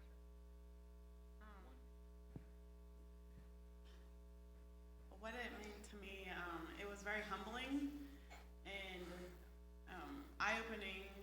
What we take so much for granted, even sitting on a toilet, and even going to take a shower, we had to flip on our switch to get hot water. It might work. That might work. And we lost electric that last night we were there, so we had cold showers, but we were just thankful for showers. So it was just very humbling, and when I go again, I will not leave early because it was I struggled coming back to work that next Tuesday, because I knew my team was still over there and I wasn't, and it was I struggled that day. I wanted to sit and cry all day, and I reached out to Justin, I reached out to Casey and Shelly, and it was a struggle, so I definitely will not be leaving again early because it was too much time wasted too. Yeah. But it was very humbling and very eye-opening, and I've got spiritual eyes were opened, so I'm definitely very blessed that I got to go. You go again? Oh yes, we were told that we were not allowed to come over to Africa without our kids, so we, when we go back to Africa, we will bring in the boys. Yeah.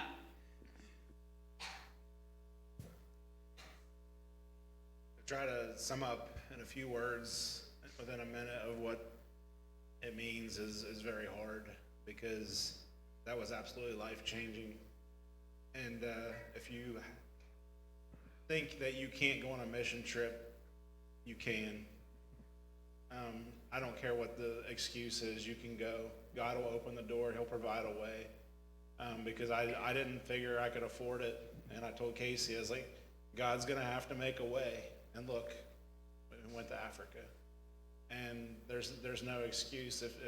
If God's calling you to do it, just be obedient, answer the call, and submit to Him, and He'll make a way for it. And it's truly life changing. And yeah, just to be able to see how hungry those people are for the Word. I mean, they will literally walk for hours and days to hear about Jesus. And we take it for granted that we can get in a car and we can drive across town and we can sit for an hour in air conditioning. And I don't mean that to shame anybody, but I take it for granted so many times.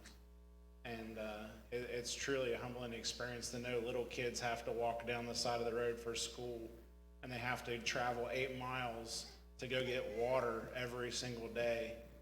Each way. Each way. It's 8 miles to the pump and 8 miles back. And it's not clean water. It's water out of a well, which may have bacteria in it and all of these things. And for $250, we could provide a filter for that whole community that could easily filter their water for 3 or I think it's up to 6 months. It's just so humbling. And so yeah, I would definitely go back. My heart is still in Kenya because I love those people, and I keep telling Allison, hey, can we just move to Kenya, because it's truly amazing, just because they have so little, but they want to be so close to God, and we have so much, and so many people in this country could care less if they're close to God or not.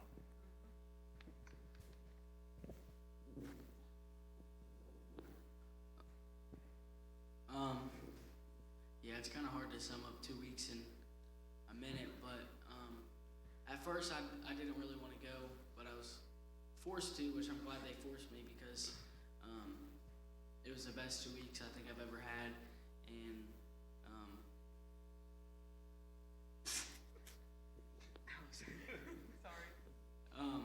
but I'm just glad they made me go, and it was a life-changing experience. And they're just some of the nicest people you'll ever meet. I just definitely recommend going on a mission trip if you can. Ellie, go ahead. What did it mean to you? Yes. It meant a lot of stuff.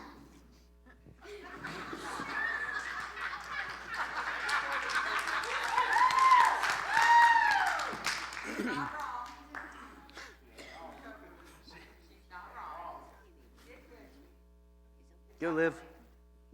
I would definitely go back. What did it mean to you? It meant a lot.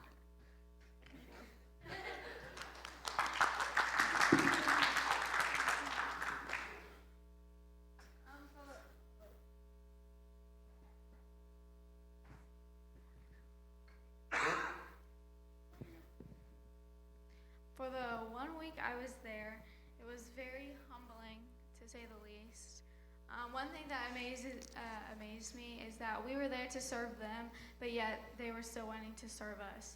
Like every time we went anywhere, all of them were standing, and they would want to give us their chairs. Like the people that were sitting in the chairs did like make us sit down. If we said no, it was rude to them because they were trying to serve us. So that was one thing that really like struck me, was that even though that we were there to serve them and give them Jesus and be the hands and feet of Jesus, they were wanting to do it back to us. Would you go back? Yeah, I would go back. The love and the compassion of the people there's just no words for it here. The joy that they have through the trials and tribulations that they have, because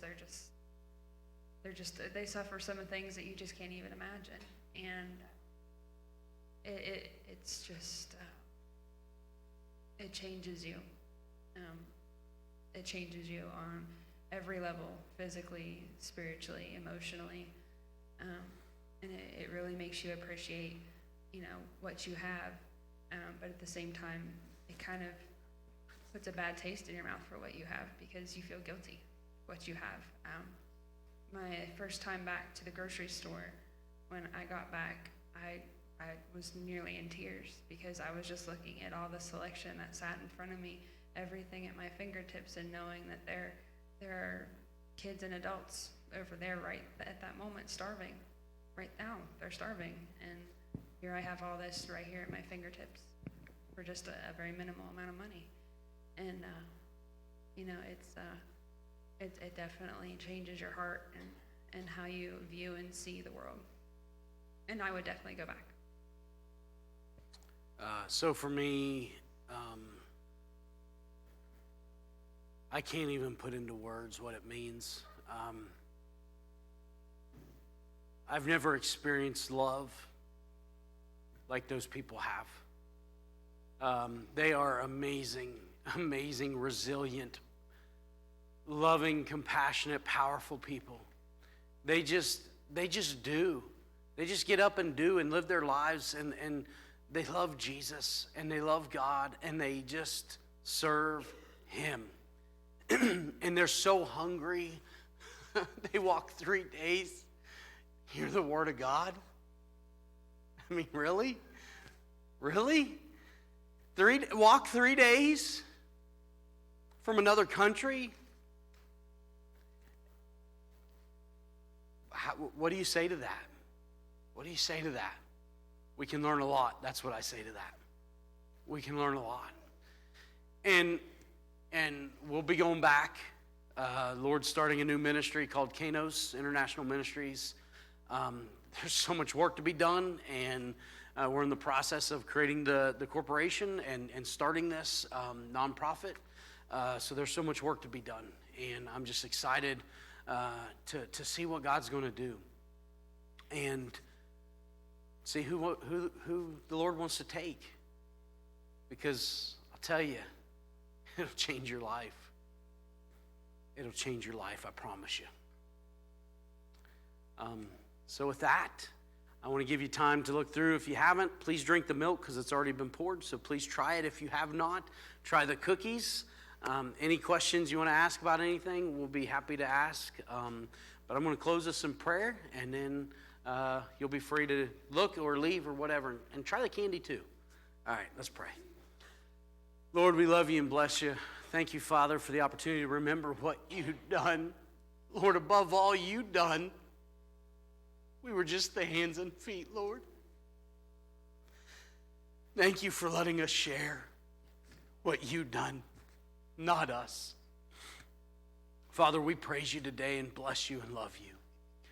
Father, we just pray that through this presentation, Lord, it will put a desire and a burden for more people to serve you, Lord, to want to serve you. So, Father, we bless you now. We love you now. We thank you for what you've done, planting the Word of God, and we just pray that it continues to grow. We just pray you continue to work and change us, Lord. Give us the right heart, because if we don't have the right heart, we can go over there and it means nothing, as we learned this morning. We can be obedient and give you sacrifice, but if our heart's wrong, you don't respect it. And so, Father, give us the right heart. Give us the right heart, Lord. Change this place and these people, Lord, so we can be your servants all around the world. Father, we pray for Israel. We just continue to lift them up and ask your protection, Father. Lord, we love you and bless you now. In Jesus' name. And everybody said amen. Thank you all. And that is on the Sunrise YouTube page, so you can watch it whenever you want.